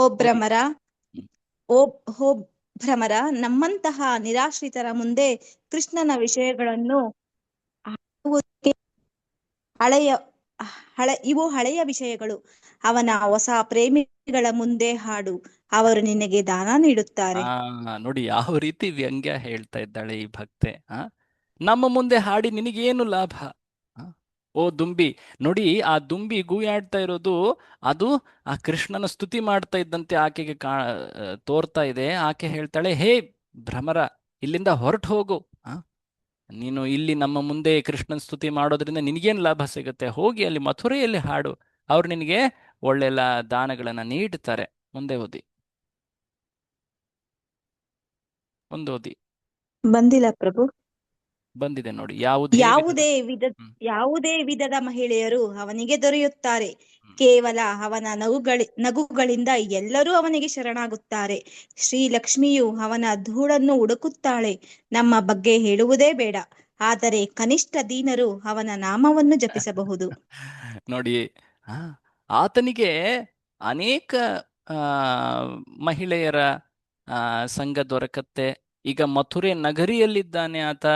ನಗರದ ಸ್ತ್ರೀಯರು ಆತನಿಂದ ಆಕರ್ಷಿತರಾಗಿ ಅವನ ಬಳಿ ಬರ್ತಾರೆ. ನಾವು ಹಳ್ಳಿಯವರು, ನಮಗೆ ಅಷ್ಟು ತಿಳುವಳಿಕೆ ಇಲ್ಲ. ಆತನಿಗೆ ಎಲ್ಲರೂ ಶರಣಾಗ್ತಾರೆ. ಲಕ್ಷ್ಮೀದೇವಿ ಕೂಡ ಆತನ ಧೂಳನ್ನು ಹುಡುಕ್ತಾ ಇದ್ದಾಳೆ. ನಾವು ಕೇವಲ ಅವನ ನಾಮವನ್ನ, ಅವನ ಲೀಲೆ ಗುಣಗಳನ್ನ ಸ್ಮರಿಸ್ತೀವಿ. ಅದುವೇ ನಮ್ಮ ಒಂದು ನಮಗೆ ದೊರಕಿರುವಂಥದ್ದು ಅಷ್ಟು ಮಾತ್ರ ಅಂತ ಹೇಳ್ತಾ ಇದ್ದಾಳೆ. ಮುಂದೆ ಓದಿ. ನಿನ್ನ ತಲೆಯನ್ನು ನಿನ್ನ ತಲೆಯನ್ನು ನನ್ನ ಪಾದಗಳಿಂದ ದೂರವಿರಿಸು. ನಿನ್ನ ಸ್ವಾಮಿಯಂತೆ ರಾಜಕೀಯ ಮಾಡಬೇಡ. ಅವನು ನಮ್ಮನ್ನು ತ್ಯಜಿಸಿದನು, ನಾವು ಅವನಿಗಾಗಿ ಎಲ್ಲವನ್ನೂ ಬಿಟ್ಟಿದ್ದೇವೆ. ಈಗ ಅವನೊಂದಿಗೆ ಏಕೆ ಹೊಂದಿಕೊಳ್ಳಬೇಕು? ನೋಡಿ ಹೇಗೆ ದೂರು ನೀಡ್ತಾ ಇದ್ದಾಳೆ ಈಕೆ. ನೀನು ಬಂದು ಇಲ್ಲಿ ಸಮಜಾಯಿಷಿ ಮಾಡ್ಲಿಕ್ಕೆ ಪ್ರಯತ್ನ ಪಡಬೇಡ, ರಾಜಕೀಯ ಮಾಡಬೇಡ, ಸಂಧಾನ ಮಾಡ್ಲಿಕ್ಕೆ ಬರಬೇಡ ಇಲ್ಲಿ. ಅವನು ನಮ್ಮನ್ನು ತ್ಯಜಿಸಿದ್ದಾನೆ. ಅವನಿಗೆ ನಾವು ಏನೆಲ್ಲ ಬಿಟ್ಟಿದ್ವಿ. ಆದ್ರೆ ಈಗ ಆತ ಮಥುರೆಗೆ ಹೋಗಿ ಅಲ್ಲಿ ಕುಳಿತುಕೊಂಡಿದ್ದಾನೆ. ಅವನ ಮೋಸಗಳನ್ನ ಈಗ ಎಣಿಸ್ತಾಳೆ. ಅವನ ಹಿಂದಿನ ಅವತಾರಗಳಲ್ಲಿ ಓದಿ. ಅವನು ವಾಲಿಯನ್ನು ಕೊಂದನು, ಸೀತೆಯ ಕಾರಣದಿಂದ ಶೂರ್ಪಣಖೆಯನ್ನು ವಿಕೃತಗೊಳಿಸಿದನು, ಬಲಿಯನ್ನು ಬಂಧಿಸಿದನು. ಆದ್ದರಿಂದ ನಾವು ಅವನ ಸ್ನೇಹವನ್ನು ತ್ಯಜಿಸಬೇಕು. ಸೊ ಈ ಲೀಲೆಗಳು ಹೊರರೂಪದಲ್ಲಿ ಮೋಸದಂತೆ ಕಾಣ್ತವೆ. ರಾಮಚಂದ್ರ ವಾಲಿಯನ್ನ ಕೊಂದದ್ದು ಹಿಂದ್ಗಡೆಯಿಂದ, ಶೂರ್ಪಣಖೆಯನ್ನ ವಿಕೃತಗೊಳಿಸ್ದ, ಒಬ್ಬ ಸ್ತ್ರೀಯನ್ನ, ಬಲಿಯನ್ನ ಒಂದು ರೀತಿ ಮೋಸದಲ್ಲಿ ಬಂಧಿಸಿದ ವಾಮನ. ಇವುಗಳ ಹಿಂದೆ ಸಾಕಷ್ಟು ಕಾರಣಗಳಿವೆ. ಅದರ ಅರ್ಥ ಇಲ್ಲಿ ನಾವು ವಿವೇಚನೆ ಮಾಡೋದು ಬೇಕಿಲ್ಲ. ಯಾಕಂದ್ರೆ ಇಲ್ಲಿ ಅವರು ಈ ಆರೋಪಗಳನ್ನ ಮಾಡುವಾಗ ಈ ಎಲ್ಲ ದೃಷ್ಟಾಂತಗಳನ್ನ ನೆನೆಸಿ ಹೇಳ್ತಾ ಇದ್ದಾರೆ. ಅವರಿಗೆ ತತ್ವ ತಿಳಿದಿಲ್ಲ ಅನ್ನೋ ಮಾತಲ್ಲ. ದಯವಿಟ್ಟು ತಾವು ಸಂದರ್ಭವನ್ನ ತಿಳಿದು ಇಲ್ಲಿ ಅವರ ಮಾತುಗಳ ಭಾವವನ್ನ ತಿಳಿದುಕೊಳ್ಳಿ. ಮುಂದೆ ಓದಿ. ಅವನ ವಿಷಯಗಳ ಅಮೃತದ ಹನಿ ಕೇಳುವುದರಿಂದ ಭೌತಿಕ ದುಃಖವು ನಿವಾರಣೆಯಾಗುತ್ತದೆ. ಅನೇಕರು ಎಲ್ಲವನ್ನು ಬಿಟ್ಟು ದೀನರಾಗಿದ್ದಾರೆ. ಬೃಂದಾವನಕ್ಕೆ ಬಂದು ಹಕ್ಕಿಗಳಂತೆ ಅಲೆದಾಡುತ್ತಿದ್ದಾರೆ. ಜೀವನಕ್ಕಾಗಿ ಭಿಕ್ಷೆ ಬೇಡುತ್ತಿದ್ದಾರೆ. ಅವನಲ್ಲಿ ಆಕರ್ಷಿತರಾಗಿ ವ್ಯಕ್ತಿಗಳು ಎಲ್ಲವನ್ನು ಕಳೆದುಕೊಂಡು ಬಿಡ್ತಾರೆ. ಒಂದು ರೀತಿ ಭಿಕ್ಷುಕರಾಗ್ತಾರೆ. ಹಕ್ಕಿಗಳಂತೆ ಅಲೆದಾಟ, ಅಲೆಮಾರಿ ಜೀವನವನ್ನ ಅವರು ಸ್ವೀಕರಿಸಿ ನಡೀತಾ ಇದ್ದಾರೆ. ಮುಂದೆ ಕೊನೆಯ 3 ಶ್ಲೋಕಗಳು ಹೇಳಿ. ನಿನ್ನ ತಲೆ ಇದಾಯ್ತಲ್ವಾ? ಓಕೆ. ಸೊ ಇದು ಓದಿ. ಅವನ ಮೇಲೆ ನಂಬಿಕೆ ಇಟ್ಟಿದ್ದರಿಂದ ನಾವು ಬೇಟೆಗಾರನ ಹಾಡಿನ ಮೇಲೆ ನಂಬಿಕೆ ಇಡುವ ಜಿಂಕೆಗಳಂತೆ ಆಗಿದ್ದೇವೆ. ನಾವು ನೋವನ್ನು ಅನುಭವಿಸುತ್ತೇವೆ. ಓ ಭ್ರಮರ, ಕೃಷ್ಣನ ಹೊರತು ಬೇರೆ ವಿಷಯವನ್ನು ಹೇಳು. ನಮ್ಗೆ ಕೃಷ್ಣನ್ ಕುರಿತಾಗಿ ಹೇಳ್ಬೇಡ ನೀನು. ಆತನ ವಿಷಯಗಳನ್ನ ಹೇಳಿ ನಮ್ಗೆ ಇನ್ನಷ್ಟು ದುಃಖವನ್ನ ಹೆಚ್ಚು ಮಾಡಬೇಡ. ಆತನ ಮೇಲೆ ವಿಶ್ವಾಸ ಇಟ್ಟಿದ್ರಿಂದ ಆತ ನಮ್ಮನ್ನ ಕೊಂದು ಹಾಕಿದ್ದಾನೆ. ಹೇಗೆ ಬೇಟೆಗಾರನ ಹಾಡನ್ನ ಆನಂದಿಸ್ತಾ ಆ ಜಿಂಕೆ ಬಂಧನ ಅಥವಾ ಮೃತ್ಯುವನ್ನ ಪಡೆಯುತ್ತೋ ಹಾಗೆ ನಾವು ಕೂಡ ನಮ್ಮ ಸ್ಥಿತಿ ಹಾಗಾಗಿದೆ. ಓದಿ. ಓ ಭ್ರಮರ, ಹೋ ಭ್ರಮರ, ನನ್ನ ಪ್ರಿಯತಮನು ನಿನ್ನನ್ನು ಮತ್ತೆ ಕಳುಹಿಸಿದ್ದಾನೆಯೇ? ನೀನು ನನ್ನ ಸ್ನೇಹಿತನು, ಆದ್ದರಿಂದ ನಿನಗೆ ಬೇಕಾದ ವರವನ್ನು ಹಾರಿಸು. ಏಕೆ ಮತ್ತೆ ನಮ್ಮನ್ನು ಅವನ ಬಳಿಗೆ ಕರೆದೊಯ್ಯಲು ಬಂದಿದ್ದೀಯೇ? ಶ್ರೀ ಲಕ್ಷ್ಮಿಯು ಸದಾ ಅವನ ಎದೆಯ ಮೇಲೆ ವಾಸಿಸುತ್ತಾಳೆ. ಮುಂದೆ ಓದಿ. ಕೃಷ್ಣನು ಮಥುರಾದಲ್ಲಿ ಇರುವುದರಿಂದ ನಾವು ಪಶ್ಚಾತ್ತಾಪ ಪಡುತ್ತೇವೆ. ಅವನು ತನ್ನ ತಂದೆಯ ಮನೆ ಕಾರ್ಯಗಳನ್ನು, ಸ್ನೇಹಿತರನ್ನು ಮತ್ತು ನಮ್ಮನ್ನು, ತನ್ನ ದಾಸಿಯರನ್ನು ನೆನಪಿಸಿಕೊಳ್ಳುತ್ತಾನೆಯೇ? ಯಾವಾಗ ಅವನು ಕೈಯನ್ನು ನಮ್ಮ ತಲೆಯ ಮೇಲೆ ಇಡುವನು? ನೋಡಿ, ಇಲ್ಲಿ ಇನ್ನೊಂದು ರೀತಿ ಭಾವ. ಸೊ ಈ ರೀತಿಯಾಗಿ ಅನೇಕ ಭಾವಗಳ ಸಂಚಾರ ಈ ಭಕ್ತರ ಹೃದಯದಲ್ಲಿ ಆಗ್ತಾ ಇದೆ.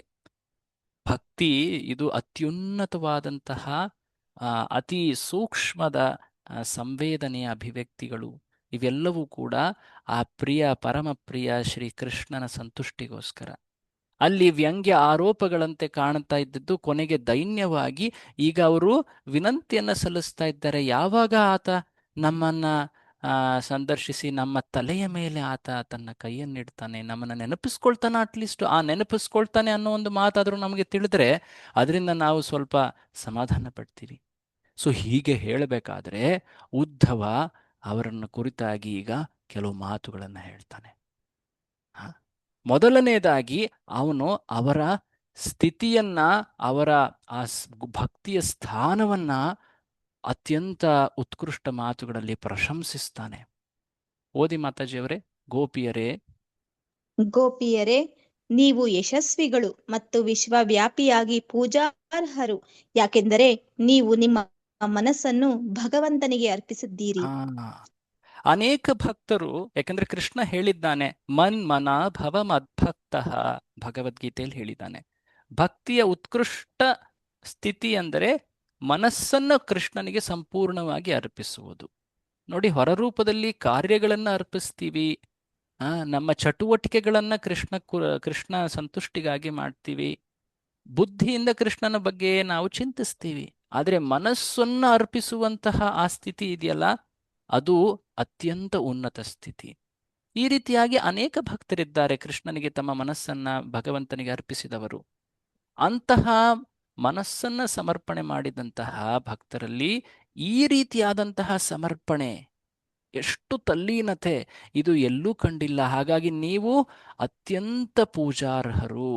ಹಾ, ನೀವು ಓದಿ. ನೀವು ಭಗವಂತನಿಗೆ ಶುದ್ಧ ಭಕ್ತಿಯ ಅಪ್ರತಿಮ ಮಾದರಿಯನ್ನು ಸ್ಥಾಪಿಸಿದ್ದೀರಿ, ಋಷಿಗಳಿಗೂ ಸುಲಭವಾಗಿ ದೊರೆಯದ ಮಾದರಿ. ನಿಮ್ಮ ಭಕ್ತಿಯ ಈ ಸ್ಥಿತಿ ಏನಿದೆ, ಇದನ್ನ ಯಾವೊಬ್ಬನೂ ಕೂಡ ಒಂದು ಅಭ್ಯಾಸದ ಮೂಲಕ, ಅನೇಕ ಪುಣ್ಯಕಾರಿ ಕಾರ್ಯಗಳ ಮೂಲಕ ಅಥವಾ ಅನುಶೀಲನೆಯ ಮೂಲಕ ಆತ ಪಡೀಲಿಕ್ಕೆ ಸಾಧ್ಯವಿಲ್ಲ.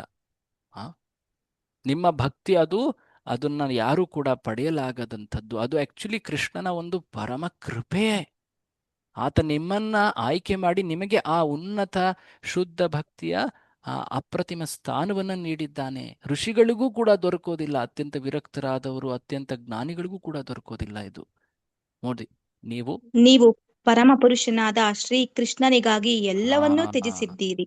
ಇದು ಬಹಳ ವಿಶೇಷವಾದದ್ದು. ನಮಗೆಲ್ಲ ಇದ್ರ ಬಗ್ಗೆ ಆ ವರ್ಣನೆಗಳನ್ನು ನಾವು ನೋಡಿದ್ವಿ ಭಾಗವತದಲ್ಲಿ, ಅದರ ತಿಳುವಳಿಕೆ ನಾವು ಪಡೆದಿದ್ವಿ.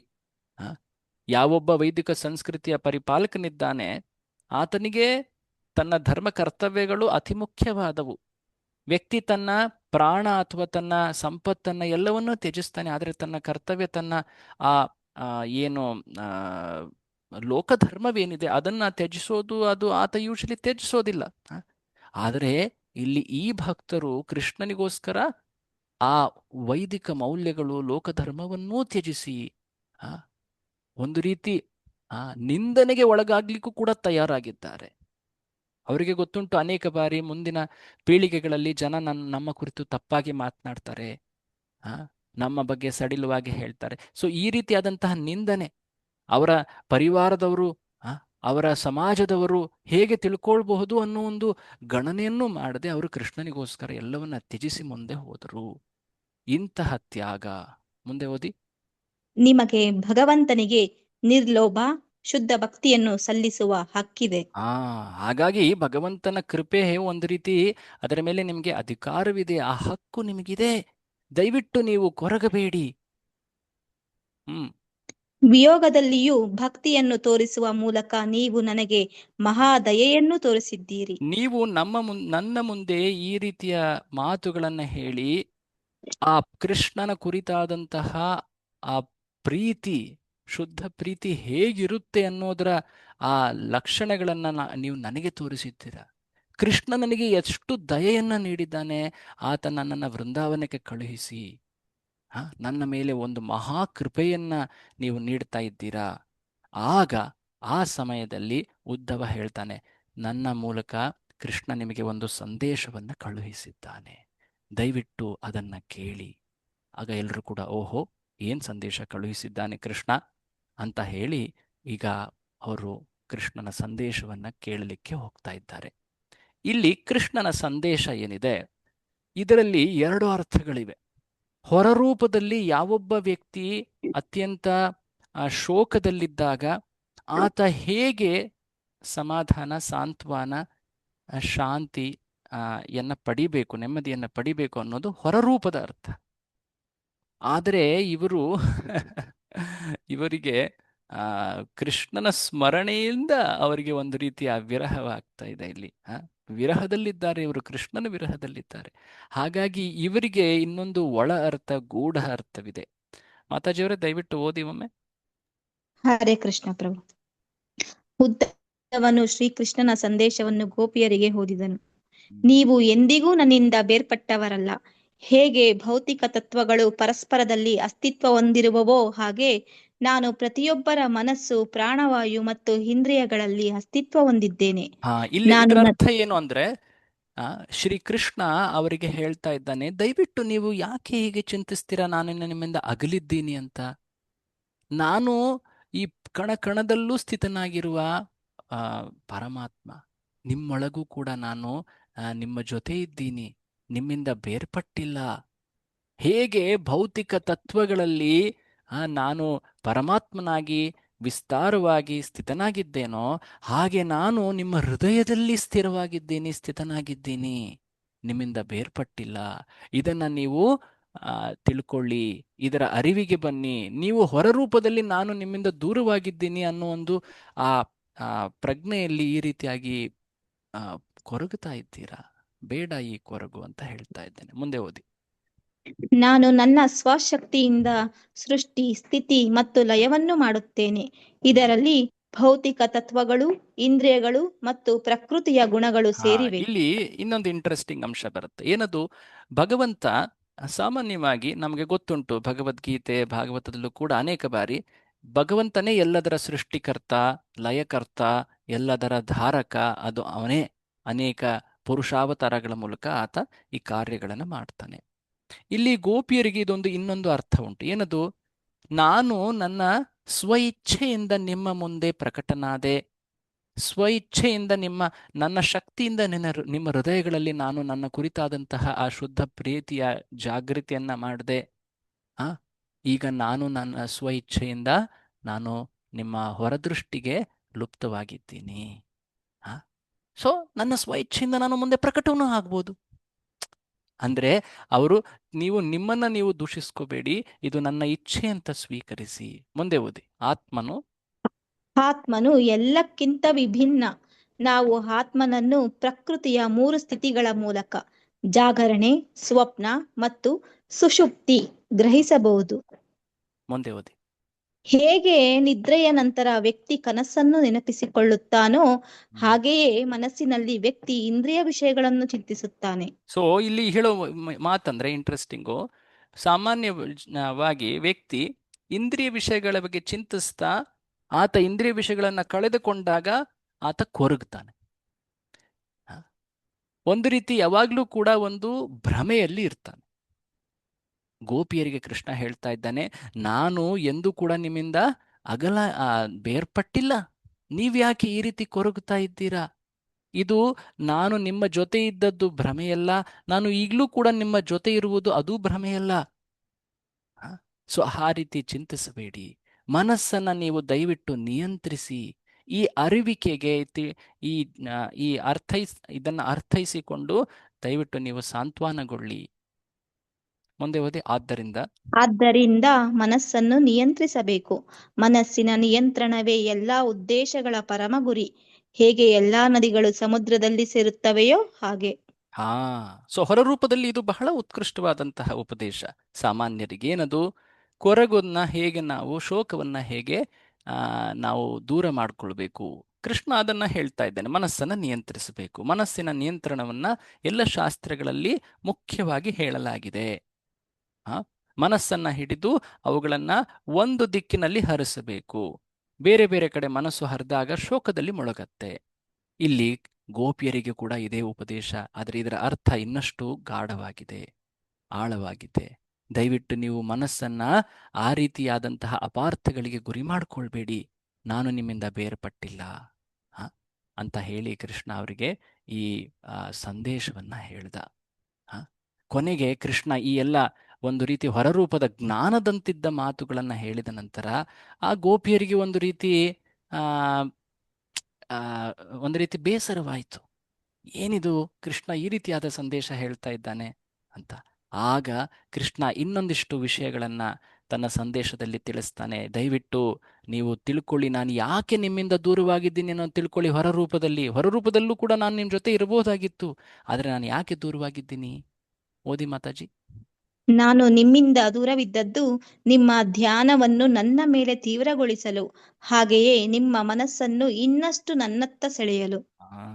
ಮುಂದೆ ಓದ್ತಾ ಹೋಗಿ. ನೀವು ಸದಾ ನನ್ನಲ್ಲಿ ಲೀನರಾಗಿರುವುದರಿಂದ ಮತ್ತೆ ನನ್ನ ಸಾನ್ನಿಧ್ಯವನ್ನು ಪಡೆಯುವಿರಿ. ರಾಸ ನೃತ್ಯದಲ್ಲಿ ಸೇರಲಾಗದ ಗೋಪಿಯರೂ ಕೂಡ ಯಶೋಧ ಮಾತೆಯ ಲೀಲೆಯನ್ನು ಚಿಂತಿಸುವ ಮೂಲಕ ನನ್ನನ್ನು ಪಡೆದರು. ಗೋಪಿಯರು ಶ್ರೀಕೃಷ್ಣನ ಸಂದೇಶವನ್ನು ಕೇಳಿ ಸಂತೋಷಪಟ್ಟರು. ಅವರು ಉದ್ಧವನನ್ನು ಉದ್ದೇಶಿಸಿ ಹೀಗೆ ಹೇಳಿದರು. ಸೊ ಈ ಮಾತುಗಳನ್ನ ಕೇಳಿದಾಗ ಕೃಷ್ಣ ನಮ್ಮ ಮನಸ್ಸಿನ ಭಕ್ತಿಯನ್ನು ಇನ್ನಷ್ಟು ತೀವ್ರಗೊಳಿಸ್ಲಿಕ್ಕೆ ಈ ರೀತಿ ಮಾಡಿದ್ದಾನೆ. ಸಾಮಾನ್ಯವಾಗಿ ನಾವು ನಮ್ಮ ಪ್ರಿಯರ ಜೊತೆ ಇದ್ದಾಗ ಅವರ ಉಪಸ್ಥಿತಿಯನ್ನು ನಾವು ತುಂಬ ಹಗುರವಾಗಿ ಸ್ವೀಕರಿಸ್ತೀವಿ. ಯಾವಾಗ ನಮ್ಮ ಪ್ರಿಯರು ನಮ್ಮ ಮನಸ್ಸಿಗೆ ತುಂಬ ಪ್ರಿಯರಾದವರು ದೂರವಾದಾಗ ಅವರ ಕುರಿತಾಗಿ ನಾವು ಸ್ಮರಣೆ ಮಾಡ್ತೀವಿ. ಅವರ ಕುರಿತಾಗಿ ನಾವು ಇನ್ನಷ್ಟು ಸ್ನೇಹ ಭಾವವನ್ನು ಬೆಳೆಸ್ಕೊಳ್ತೀವಿ. ಮತ್ತೊಮ್ಮೆ ಅವರ ಉಪಸ್ಥಿತಿಯನ್ನ ಹಾತೊರೆಯುತ್ತೀವಿ ಅಲ್ವಾ? ಹಾಗೆಯೇ ಕೃಷ್ಣನು ಕೂಡ ಆ ಗೋಪಿಯರೊಡನೆ ಈ ರೀತಿಯಾಗಿ ವರ್ತಿಸುವುದರ ಹಿಂದಿನ ಉದ್ದೇಶ ಇಷ್ಟೇ. ನಾವು ಮನಸ್ಸಿನ ಸ್ತರದಲ್ಲಿ ಇನ್ನಷ್ಟು ನಿಕಟವಾಗಲಿಕ್ಕೆ ಅಂತ ಹೇಳಿ ನಾನು ಈ ಕಾರ್ಯವನ್ನ ಮಾಡಿದ್ದೀನಿ ಗೋಪಿಯರೇ. ದಯವಿಟ್ಟು ನೀವು ತಪ್ಪಾಗಿ ತಿಳಿದುಕೊಳ್ಳಬೇಡಿ ನನ್ನ ಉದ್ದೇಶಗಳನ್ನ ಅಂತ ಅವರಿಗೆ ಸಮಾಧಾನ ಮಾಡ್ದ. ಇದನ್ನ ಕೇಳಿ ಓ ಕೃಷ್ಣ ಈ ರೀತಿಯಾಗಿ ಹೇಳ್ತಾ ಇದ್ದಾನ ಅಂತ ಹೇಳಿ ಒಂದು ರೀತಿಯ ಸಾಂತ್ವನ ಸಮಾಧಾನ ಪಡ್ಕೊಳ್ತಾರೆ. ಆಗ ಉದ್ಧವನನ್ನು ಉದ್ದೇಶಿಸಿ ಗೋಪಿಯರು ಕೆಲ ಮಾತುಗಳನ್ನು ಹೇಳ್ತಾರೆ. ಓಹೋ, ಕೃಷ್ಣ ಈಗ ಮಥುರೆಯಲ್ಲಿದ್ದಾನೆ. ಆತ ಮಾಡ್ತಿರುವಂತಹ ಕಾರ್ಯಗಳು ಒಂದು ರೀತಿ ಹೊರರೂಪದಲ್ಲಿ ಉಚಿತವಾಗಿವೆ. ಕಂಸನ ವಧೆ ಮಾಡ್ದ, ಈಗ ಆತ ಆ ವೃಷ್ಣಿಯರ ಜೊತೆ ಇದ್ದಾನೆ, ಅವರ ರಕ್ಷಣೆಗೆ ಅಂತ ನಿಂತಿದ್ದಾನೆ. ಹಾಗೆ ಅದರ ಜೊತೆಗೆ ಅವರ ಸ್ನೇಹದಲ್ಲಿ ಆತ ಬಂಧಿತನಾಗ್ತಾ ಇದ್ದಾನೆ. ಸಾಮಾನ್ಯ ಅಲ್ವೇ? ಯಾವೊಬ್ಬರ ಜೊತೆಗೆ ವ್ಯಕ್ತಿ ಸಮಯವನ್ನ ಕಳೆದಾಗ ಅವರ ಜೊತೆ ಸ್ನೇಹ ಬಂಧನದಲ್ಲಿ ಆತ ಬಂಧಿತನಾಗ್ತಾನೆ. ಅದಲ್ಲದೆ ಅಲ್ಲಿ ನಗರ, ಅದೊಂದು ಜನಪದ ನಗರ, ಅದು ಮಥುರೆ. ಅಲ್ಲಿ ಅತಿ ತುಂಬಾ ಸೂಕ್ಷ್ಮ ವರ್ತನೆಯುಳ್ಳಂತಹ, ಅತಿ ಜ್ಞಾನವುಳ್ಳಂತಹ, ಅತಿ ಸೌಂದರ್ಯವುಳ್ಳಂತಹ ಮಹಿಳೆಯರಿದ್ದಾರೆ. ಅವರಲ್ಲಿ ಕೃಷ್ಣ ಆಕರ್ಷಿತನಾಗ್ತಾ ಇದ್ದಾನ. ಅವನು ನಮ್ಮ ಬಗ್ಗೆ ನೆನೆಸ್ಕೊಳ್ತಾನ. ಆತನಿಗೆ ಆ ವೃಂದಾವನದ ಲೀಲೆಗಳ ನೆನಪುಂಟ. ಹೀಗೆ ಅವರು ಕೃಷ್ಣನ ಕುರಿತಾಗಿ ಇನ್ನಷ್ಟು ಪ್ರಶ್ನೆಗಳನ್ನ ಉದ್ಧವನಿಗೆ ಕೇಳ್ತಾರೆ. ಮತ್ತೆ ಅವನು ಬರ್ತಾನ. ಕೃಷ್ಣ ಇಲ್ಲಿಗೆ ಬರೋದ್ರ ಹಿಂದೆ ಉದ್ದೇಶ ಏನುಂಟು? ಏನಾದ್ರೂ ಅವನಿಗೆ ಪ್ರಯೋಜನ ಇದೆಯಾ? ಈಗ ಅವನು ರಾಜ ಆಗಿದ್ದಾನೆ. ಅನೇಕ ರಾಜಕುಮಾರಿಯರು ಆತನನ್ನ ವಿವಾಹ ಮಾಡ್ಕೊಳ್ಲಿಕ್ಕೆ ಅಂತ ಕಾಯ್ತಾ ಇದ್ದಾರೆ. ಅವ್ರ ಜೊತೆ ಸಂತೋಷವಾಗಿರ್ತಾನೆ. ಆದರೆ ಕೃಷ್ಣನ್ ನಮ್ಮನ್ನು ಸ್ಮರಿಸ್ತಾನೆ ಅಂತೀಯ? ಈ ರೀತಿಯಾದಂತಹ ದೈನ್ಯವನ್ನ ಅವರು, ವಿನಮ್ರತೆಯನ್ನು ಅವರು ವ್ಯಕ್ತಪಡಿಸ್ತಾ ಇದ್ದಾರೆ. ಇದು ಕೂಡ ಒಂದು ಸಂಚಾರಿ ಭಾವ, ಪ್ರೀತಿಯ ಪ್ರೇಮದ ಒಂದು ಸಂಚಾರಿ ಭಾವ ಅಂತ ಹೇಳಲಾಗತ್ತೆ. ಸೊ ಹೀಗೆ ಗೋಪಿಯರು ಉದ್ಧವನ ಮುಂದೆ ಈ ಎಲ್ಲ ಮಾತುಗಳನ್ನು ಹೇಳ್ತಾ ಇದ್ದಾರೆ. ಕೊನೆಗೆ ಅವರು ಹೇಳ್ತಾರೆ, ಆಕ್ಚುಲಿ ನಾವು ಕೇಳಿದ್ದೀವಿ ಗುರುಗಳಿಂದ, ಹಿರಿಯರಿಂದ, ಆಸೆಯೇ ದುಃಖಕ್ಕೆ ಮೂಲ, ಆಸೆಯನ್ನ ತ್ಯಜಿಸುವುದೇ ಪರಮ ಸಂತೋಷ. ಭಾಗವತದ ಪಿಂಗಳ ಅನ್ನೋ ಭಕ್ತಳು ಹೇಳಿದ್ದಾಳೆ, ಹಾಗಾಗಿ ನಾವು ಕೃಷ್ಣನ ಕುರಿತಾಗಿ ಯಾವ ನಿರೀಕ್ಷೆಯನ್ನು ಇಟ್ಕೊಳ್ಬಾರ್ದು. ಆದರೂ ಕೂಡ ನಾವು ಹೇಗೆ ಆತನಿಂದ ದೂರವಾಗ್ಲಿಕ್ಕೆ ಸಾಧ್ಯ?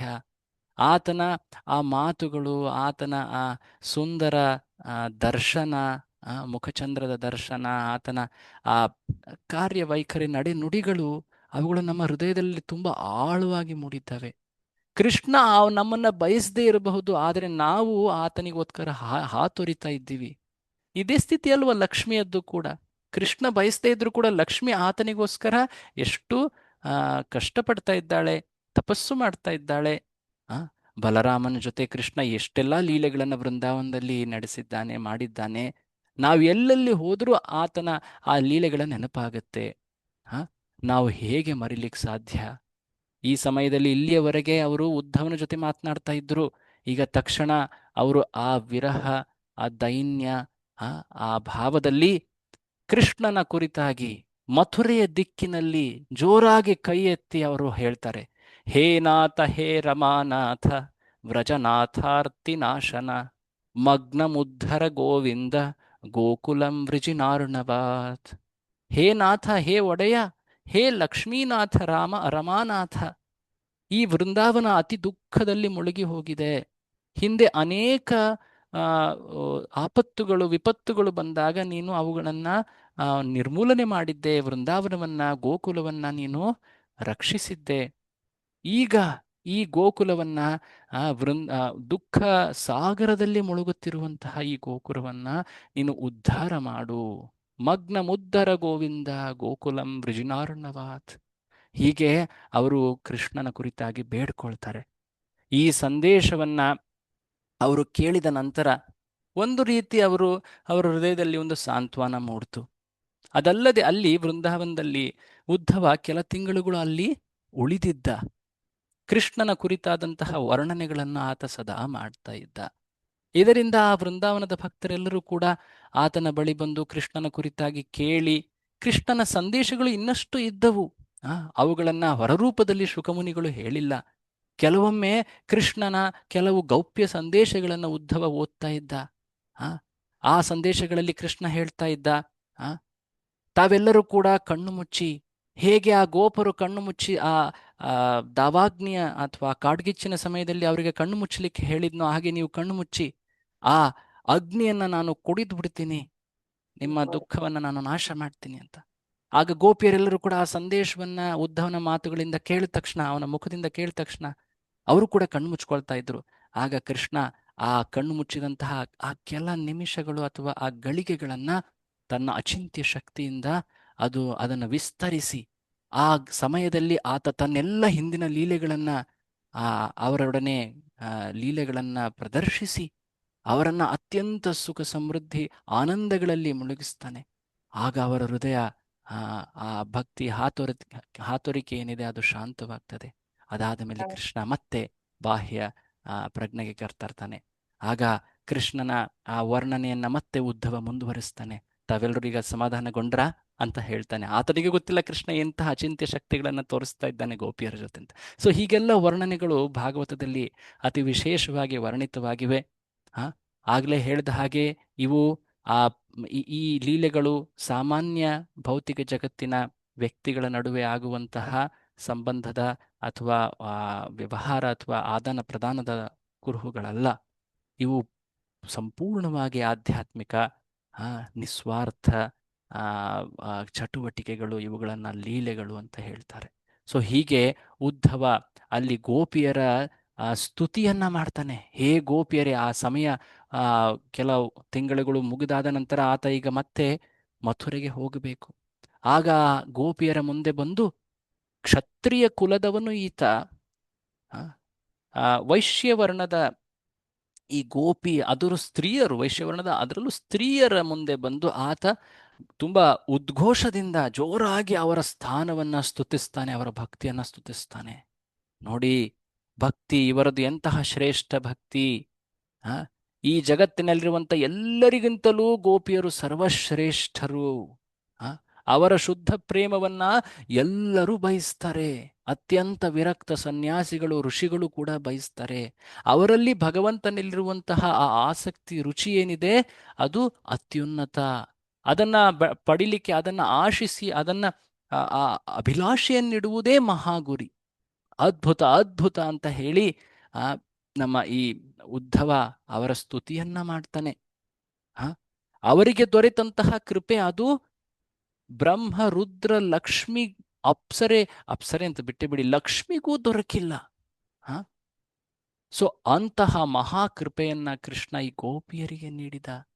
ಸರಳ ಹಳ್ಳಿಯ ಹುಡುಗಿಯರು ಇವರು, ಅವರಿಗೆ ಈ ಕೃಪೆಯನ್ನ ನೀಡಿದ. ಖಚಿತವಾಗಿ ಕೃಷ್ಣನ ಕೃಪೆ ಅದು ಭೌತಿಕ ಎಣಿಕೆಯಲ್ಲಿ ಇಲ್ಲ, ಅದು ಅವನ ಸ್ವಇಚ್ಛೆಯಿಂದ ಪ್ರಾಮಾಣಿಕತೆ, ಅದು ಏನು ಭಕ್ತಿಯ ಅಭಿಲಾಷೆ ಉಂಟು ಅದಕ್ಕನುಗುಣವಾಗಿ ಕೃಷ್ಣ ಎಷ್ಟು ಕೃಪೆಗಳನ್ನು ನೀಡಬಲ್ಲ ಅನ್ನೋದಿಲ್ಲಿ ಕಾಣ್ತೀವಿ. ಆ ಗೋಪಿಯರು ಭಗವಂತನ ಪಾದರೇಣುವನ್ನ ಪಡಿಲಿಕ್ಕೆ ಎಲ್ಲವನ್ನ ತ್ಯಜಿಸಿದರು. ಇದುವೇ ಸರ್ವಧರ್ಮ ಸಾರ, ಕೃಷ್ಣ ಶರಣಾಗತಿ. ಅದನ್ನ ಇವರು ಪರಮ ಉತ್ಕೃಷ್ಟವಾಗಿ ತೋರಿಸಿದ್ದಾರೆ. ಕೊನೆಗೆ ಆತ ಹೋಗುವ ಸಮಯದಲ್ಲಿ ಒಂದು ವಿಶೇಷವಾದಂತಹ ಪ್ರಾರ್ಥನೆ ಮಾಡ್ತಾನೆ. ಉದ್ಧವನ ಪ್ರಾರ್ಥನೆ, ಕೃಷ್ಣನ ಸಾನ್ನಿಧ್ಯ ಈತನಿಗೆ ಸದಾ ಇತ್ತು, ಮುಂದೆಯೂ ಇರುತ್ತೆ. ಆದರೆ ಈತನ ಪ್ರಾರ್ಥನೆ ಏನು ನೋಡಿ, ಕೃಷ್ಣನ ಸಾನ್ನಿಧ್ಯ ಬೇಕು ಅಂತ ಆತ ಪ್ರಾರ್ಥಿಸ್ತಾ ಇಲ್ಲ. ಇಲ್ಲಿ ಆತ ಹೇಳುವ ಪ್ರಾರ್ಥನೆ ಇಲ್ಲಿದೆ. ಆಸಾಮಹೋ ಚರಣ ರೇಣು ಜುಷಾಮ ಹಂಸ್ಯಾಂ ವೃಂದಾವನೆ ಕಿಮಪಿ ಗುಲ್ಮಲತೌಷಧೀನಾಂ ಯಾ ದುಸ್ತ್ಯಜಂ ಸ್ವಜನಮಾರ್ಯ ಪಥಂ ಚಹಿತ್ವಾ ಭೇಜುರ್ಮುಕುಂದ ಪದವೀಂ ಶ್ರುತಿಭಿರ್ವಿಮೃಗ್ಯಾಂ. ಆತ ಏನು ಹೇಳ್ತಾ ಇದ್ದಾನೆ? ನನಗೆ ಆ ವೃಂದಾವನದಲ್ಲಿ ಒಂದು ಗಿಡ ಅಥವಾ ಲತ, ಗುಲ್ಮಲತ, ಆ, ಆ ಜನ್ಮ ಬೇಕು. ಯಾಕೆ? ಆ, ಯಾಕೆ ಬೇಕು? ಕೃಷ್ಣನ ಸಾಂಗತ್ಯ ಈತನಿಗೆ ದೊರಕಿದೆ. ಆದರೆ ಕೃಷ್ಣನ ಸಾಂಗತ್ಯವನ್ನ ತೊರೆದು ಆತ ವೃಂದಾವನದಲ್ಲಿ ಒಂದು ಸಣ್ಣ ಗಿಡ ಲತೆಯಾಗಿ, ಅದು ಕೂಡ ಆ, ಯಾವುದೇ ಒಂದು ಭಾವನೆಗಳನ್ನ ವ್ಯಕ್ತಪಡಿಸಲಾಗದಂತಹ ಒಂದು ಜನ್ಮ, ಅದು ಯಾಕೆ ಬೇಕು ಈ ಉದ್ಧವನಿಗೆ? ಯಾಕೆ? ಯಾಕೆಂದರೆ ನನಗೆ ಈ ಪರಮ ಭಕ್ತರಾದಂತಹ ಗೋಪಿಯರ ಚರಣದ ಧೂಳಿ ಬೇಕು. ಆ, ಅವರು ಕೃಷ್ಣನ ಆ, ಒಡನೆ ಆ ಲೀಲೆಗಳನ್ನ ಆ ಲೀಲೆಗಳಲ್ಲಿ ಭಾಗವಹಿಸಿ ಕೃಷ್ಣನಿಗೆ ಅಪಾರ ಆನಂದವನ್ನ ನೀಡಿ ಅವರು ಮರಳುವಾಗ ಅವರ ಚರಣ ನನ್ನ ಆ ಲತಾ ಜನ್ಮದಲ್ಲಿ ನಾನು ಲತೆಯಾದಾಗ ನನ್ನ ಶಿರಸ್ಸನ್ನು ಸ್ಪರ್ಶಿಸಿದಾಗ ನಾನು ಅತ್ಯಂತ ಪುನೀತನಾಗಿ ಅತ್ಯಂತ ರೋಮಾಂಚನಗೊಳ್ತೀನಿ. ನಾನಾಗಿ ಹೋಗಿ ಅವರಿಗೆ ಪಾದಧೂಳಿಯನ್ನ ನೀಡಿ ಅಂದ್ರೆ ಅವರು ಲಜ್ಜಿತರಾಗ್ತಾರೆ. ಆದರೆ ನನಗೆ ಬೇಕಾಗಿರೋದು ಅವರ ಪಾದಧೂಳಿ. ಪಾದಧೂಳಿ ಅಂದ್ರೆ ಅರ್ಥ ಏನು? ಇದು ಹೊರರೂಪದಲ್ಲಿ ಕೇವಲ ಒಂದು ಭಾವನೆಯಲ್ಲ. ಅವರ ದಾಸನಾಗಲು ನಾನು ಬಯಸ್ತೀನಿ, ಅವರ ಸೇವಕನಾಗಲು ಬಯಸ್ತೀನಿ. ನನಗೆ ಬೇರೆ ಏನೂ ಬೇಡ. ಇಂತಹ ಮಹಾನ್ ಭಕ್ತರ ಭಕ್ತಿಯನ್ನ ಪ್ರಶಂಸಿಸುತ್ತಾ ಅವರ ಭಕ್ತಿಯನ್ನ ನಾನು ಕೊಂಡಾಡ್ತೀನಿ, ಜಗತ್ತಿಗೆ ಅವರ ಸೇವೆಯನ್ನ ಮಾಡ್ತೀನಿ. ನಾನು ಈ ವೃಂದಾವನದ ಈ ಗೋಪಿಯರಿಗೆ ನನ್ನ ಶಿರಸಾ ನಮಸ್ಕಾರವನ್ನ ನೀಡ್ತೀನಿ. ಉದ್ಧವ ಪರಮ ಜ್ಞಾನಿ, ಪರಮ ಭಕ್ತ, ಮಥುರೆ ಮತ್ತು ದ್ವಾರಕೆಯಲ್ಲಿ ಆತ ಇಲ್ಲಿ ವೃಂದಾವನಕ್ಕೆ ಬಂದು ಆತ ಇಲ್ಲಿ ವೃಂದಾವನದ ಒಂದು ಲತೆಯಾಗಿ ಹುಟ್ಟಲು ಬಯಸ್ತಾ ಇದ್ದಾನೆ. ಸೊ ಇದೇ ರೀತಿಯಾದಂತಹ ಪ್ರಾರ್ಥನೆಯನ್ನ ಶ್ರೀ ಚೈತನ್ಯ ಮಹಾಪ್ರಭುಗಳು ಹೇಳಿದ್ದಾರೆ. ನಾಹಂ ವಿಪ್ರೋ ನ ಚ ನರಪತಿರ್ ನಾಪಿ ವೈಶ್ಯೋ ನ ಶೂದ್ರೋ ನಾಹಂ ವರ್ಣೀ ನ ಚ ಗೃಹಪತಿರ್ ನೋವನಸ್ಥೋ ಯತಿರ್ವಾ. ನಾನು ಬ್ರಾಹ್ಮಣನಲ್ಲ, ಕ್ಷತ್ರಿಯನಲ್ಲ, ವೈಶ್ಯನಲ್ಲ, ಶೂದ್ರನಲ್ಲ. ನಾನು ಬ್ರಹ್ಮಚಾರಿಯಲ್ಲ, ಗೃಹಸ್ಥನಲ್ಲ, ವಾನಪ್ರಸ್ಥಿಯಲ್ಲ, ಸನ್ಯಾಸಿಯಲ್ಲ. ಚೈತನ್ಯ ಮಹಾಪ್ರಭು ಹೇಳಬೇಕಂದ್ರೆ ವರ್ಣಾಶ್ರಮದಲ್ಲಿ ಅತ್ಯಂತ ಉತ್ಕೃಷ್ಟ ಸ್ಥಿತಿಯಲ್ಲಿದ್ದವರು. ಅವರು ಬ್ರಾಹ್ಮಣ ಕುಲದಲ್ಲಿ ಜನ್ಮಿಸಿ ಬ್ರಾಹ್ಮಣ ಲಕ್ಷಣಗಳನ್ನ ಅತಿ ಉನ್ನತ ಮಾದರಿಯಲ್ಲಿ ತೋರಿಸಿದ್ರು. ಅವರು ಪರಮ ಭಕ್ತಿಯನ್ನ ಪ್ರದರ್ಶಿಸಿದ್ರು, ಸಂಕೀರ್ತನೆಯ ಅನಾವರಣವನ್ನು ಮಾಡಿದ್ದವರು. ಅದಾದ ಮೇಲೆ ಸನ್ಯಾಸವನ್ನ ಸ್ವೀಕರಿಸಿ ಸನ್ಯಾಸಿಯ ಪರಮ ಉದಾಹರಣೆಯನ್ನು ನೀಡಿದವರು. ಅವರು ಹೇಳ್ತಾ ಇದ್ದಾರೆ, ನಾನು ಈ ರೀತಿಯಾದಂತಹ ವರ್ಣಾಶ್ರಮದವನಲ್ಲ. ಹಾಗಾದ್ರೆ ನೀನು ಯಾರು? ಚೈತನ್ಯ ಮಹಾಪ್ರಭು ತಮ್ಮನ್ನ ಹೇಗೆ ಗುರುತಿಸ್ಕೊಳ್ತಾರೆ ನೋಡಿ. ಕಿಂತು ಪ್ರೋದ್ಯನ್ನಿಖಿಲ ಪರಮಾನಂದ ಪೂರ್ಣಾಮೃತಾಬ್ಧೇರ್ ಗೋಪೀ ಭರ್ತು ಪದ ಕಮಲಯೋರ್ ದಾಸ ದಾಸಾನುದಾಸ.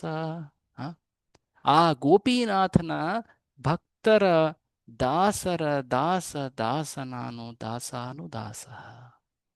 ಇಲ್ಲಿ ಉದ್ಧವನದ್ದು ಇದೇ ಭಾವ, ಚೈತನ್ಯ ಮಹಾಪ್ರಭು ಕೂಡ ಇದೇ ಭಾವವನ್ನು ವ್ಯಕ್ತಪಡಿಸಿದ್ದಾರೆ. ಸೊ ಭಕ್ತಿಯಲ್ಲಿ ಅತಿ ಉನ್ನತವಾದ ಸ್ಥಾನವೆಂದರೆ ಭಗವಂತನಿಗೆ ಪ್ರಿಯರಾದಂತಹ ಭಕ್ತರ ಸೇವೆ. ಆ ಸೇವಕ ಭಾವ ಅದು ಭಗವಂತನಿಗೆ ಅತ್ಯಂತ ಪ್ರಿಯ. ನಾವು ಭಗವಂತನೊಡನೆ ನೇರ ಸಂಬಂಧವನ್ನು ಸ್ಥಾಪಿಸ್ಲಿಕ್ಕೆ ಹೋದರೆ ನಾವು ಭಗವಂತನ ಅತ್ಯಂತ ಪ್ರಿಯರಾಗೋಕ್ಕೆ ಸಾಧ್ಯ ಇಲ್ಲ. ಆದರೆ ಭಗವಂತನ ಭಕ್ತರ ಸೇವೆಯನ್ನ ಮಾಡಿದ್ರೆ ನಾವು ಭಗವಂತನ ಅತ್ಯಂತ ಪ್ರಿಯರಾಗ್ತೀವಿ. ಈ ತತ್ವವನ್ನ ಇಲ್ಲಿ ಉದ್ಧವನ ಪ್ರಾರ್ಥನೆಗಳಿಂದ ತಿಳಿಬಹುದು. ಅದಾದ ಮೇಲೆ ಉದ್ಧವ ನಂದ, ಯಶೋದೆ, ಗೋಪಿಯರಿಂದ ಆತ ಈಗ ವಿದಾಯ ಹೇಳಲಿಕ್ಕೆ ಬಂದಿದ್ದಾನೆ. ನಂದ, ಗೋಪ ಎಲ್ಲರೂ ಕೂಡ ಕಣ್ಣೀರಿಡ್ತಾ ಅನೇಕ ಕೃಷ್ಣನ ಏನು ಲೀಲಾ ವಸ್ತುಗಳಿದ್ದವು ಅವುಗಳನ್ನ ಒಂದು ರೀತಿ ಉಡುಗೊರೆಯಂತೆ ಉದ್ಧವನಿಗೆ ನೀಡ್ತಾ ಇದ್ದಾನೆ. ಆತ ಬೇಡ್ತಾನೆ, ನಾವು ಈ ಜನ್ಮದಲ್ಲಿ ನಾವು ಶ್ರೀಕೃಷ್ಣನ ಸೇವೆಯನ್ನ ತಂದೆ ತಾಯಿಗಳಾಗಿ ಸರಿಯಾಗಿ ಮಾಡಲಿಲ್ಲ. ನಿಜವಾದ ತಂದೆ ಆಗ್ಲೇ ಹೇಳಿದ ಹಾಗೆ ಆ ರಾಮನ ತಂದೆ ಆದಂತಹ ಯಾರದು ಅರ್ಥವಾಯ್ತು?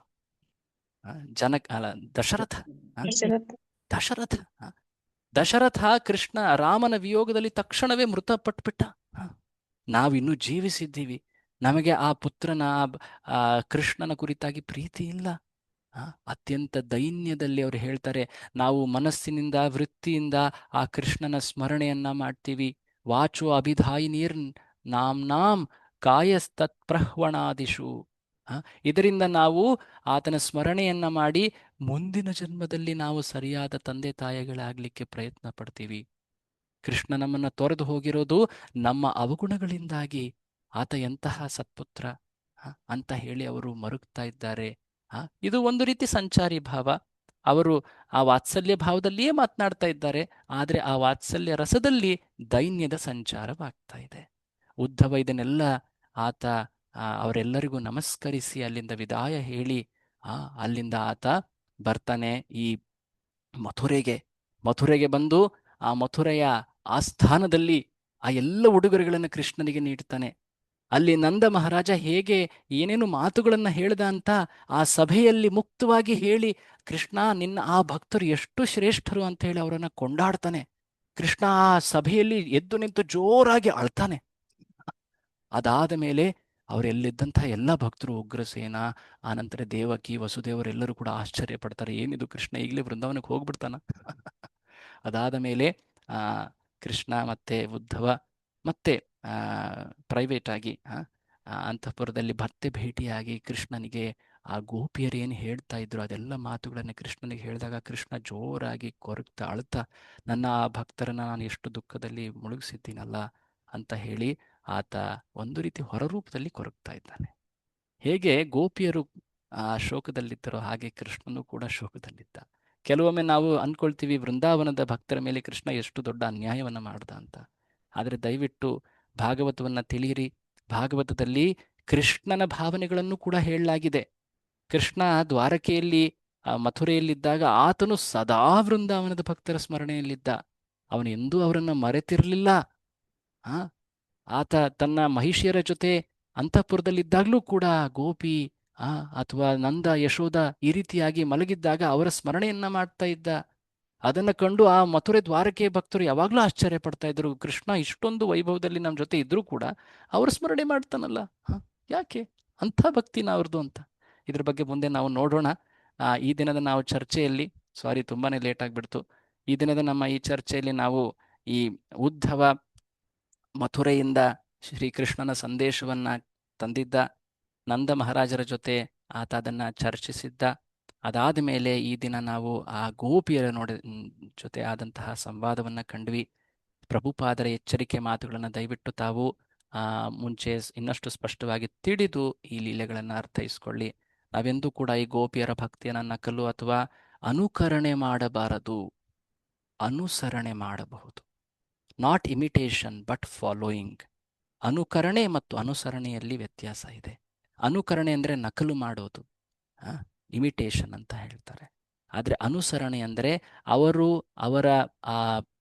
ಅವರು ತಿಳಿಸಿರುವಂತಹ ಉದಾಹರಣೆಗಳೇನಿವೆ ಅಥವಾ ಅವರ ಭಾವ ಏನಿದೆ, ಆ ತತ್ವ ಶರಣಾಗತಿ ಏನಿದೆ, ಅದನ್ನು ನಾವು ನಮ್ಮ ಗುರುಗಳ ಮುಖೇನ ತಿಳಿದು ನಮ್ಮ ಸ್ತರಕ್ಕನುಗುಣವಾಗಿ ಅದನ್ನು ಪಾಲಿಸಲಿಕ್ಕೆ ಒಂದು ಪ್ರಾಮಾಣಿಕ ಪ್ರಯತ್ನ. ಅಷ್ಟೇ ಅಲ್ಲದೆ ಈ ಮಹಾನ್ ಭಕ್ತರನ್ನು ನಾವು ಸದಾ ಸ್ಮರಿಸಬೇಕು. ಕೃಷ್ಣನ ಭಕ್ತರಂದರೆ ಈ ಗೋಪಿಯರು. ಇದನ್ನ ಚೈತನ್ಯ ಮಹಾಪ್ರಭುಗಳು ಕೊಂಡಾಡಿದ್ದಾರೆ. ಶ್ರೀಲ ಪ್ರಭುಪಾದರು ಈ ರೀತಿಯಾದಂತಹ ಮಹಾನ್ ಕೃಷ್ಣ ಭಕ್ತಿಯನ್ನ ಜಗತ್ತಿಗೆ ತಿಳಿಸಿಕೊಟ್ಟಂಥವರು. ಅವರಿಗೆ ನಾವು ಸದಾ ಕೃತಜ್ಞರು. ಅವರನ್ನು ಸ್ಮರಿಸ್ತಾ ಈ ಚರ್ಚೆಯನ್ನು ಇಲ್ಲಿ ವಿರಾಮ ಮಾಡೋಣ. ನಾಳೆಯ ಚರ್ಚೆಯಲ್ಲಿ ಕೃಷ್ಣ ಈ ಉದ್ಧವನ ಸಂದೇಶ ಮತ್ತೆ ತಿಳಿದ ನಂತರ ಇನ್ನಿತರ ಲೀಲೆಗಳು ಅಲ್ಲಿ ಹೊರಹೊಮ್ಮುತ್ತವೆ. ಕೃಷ್ಣ ಈಗ ಪಾಂಡವರ ಬಗ್ಗೆ ಕೂಡ ಯೋಚನೆ ಮಾಡಲಿಕ್ಕೆ ಪ್ರಾರಂಭ ಮಾಡ್ತಾನೆ. ಅಲ್ಲಿ ಅವರು ನೆನೆಸ್ತಾ ಇದ್ದಾರೆ. ಆ ಎಲ್ಲ ವಿಷಯಗಳನ್ನು ಮುಂದಿನ ಚರ್ಚೆಯಲ್ಲಿ ನೋಡೋಣ. ತಮ್ಮೆಲ್ಲರಿಗೂ ಧನ್ಯವಾದ ಹೇಳ್ತಾ ಈ ಚರ್ಚೆಯನ್ನು ನಾನು ಇಲ್ಲಿ ವಿರಾಮ ಮಾಡ್ತೀನಿ. ಶ್ರೀಲ ಪ್ರಭುಪಾದರಿಗೆ ಜೈ. ಹರೇ ಕೃಷ್ಣ. ತಮಗೇನಾದರೂ ಪ್ರಶ್ನೆ ಇದ್ರೆ ತಾವು ಕೇಳಿ.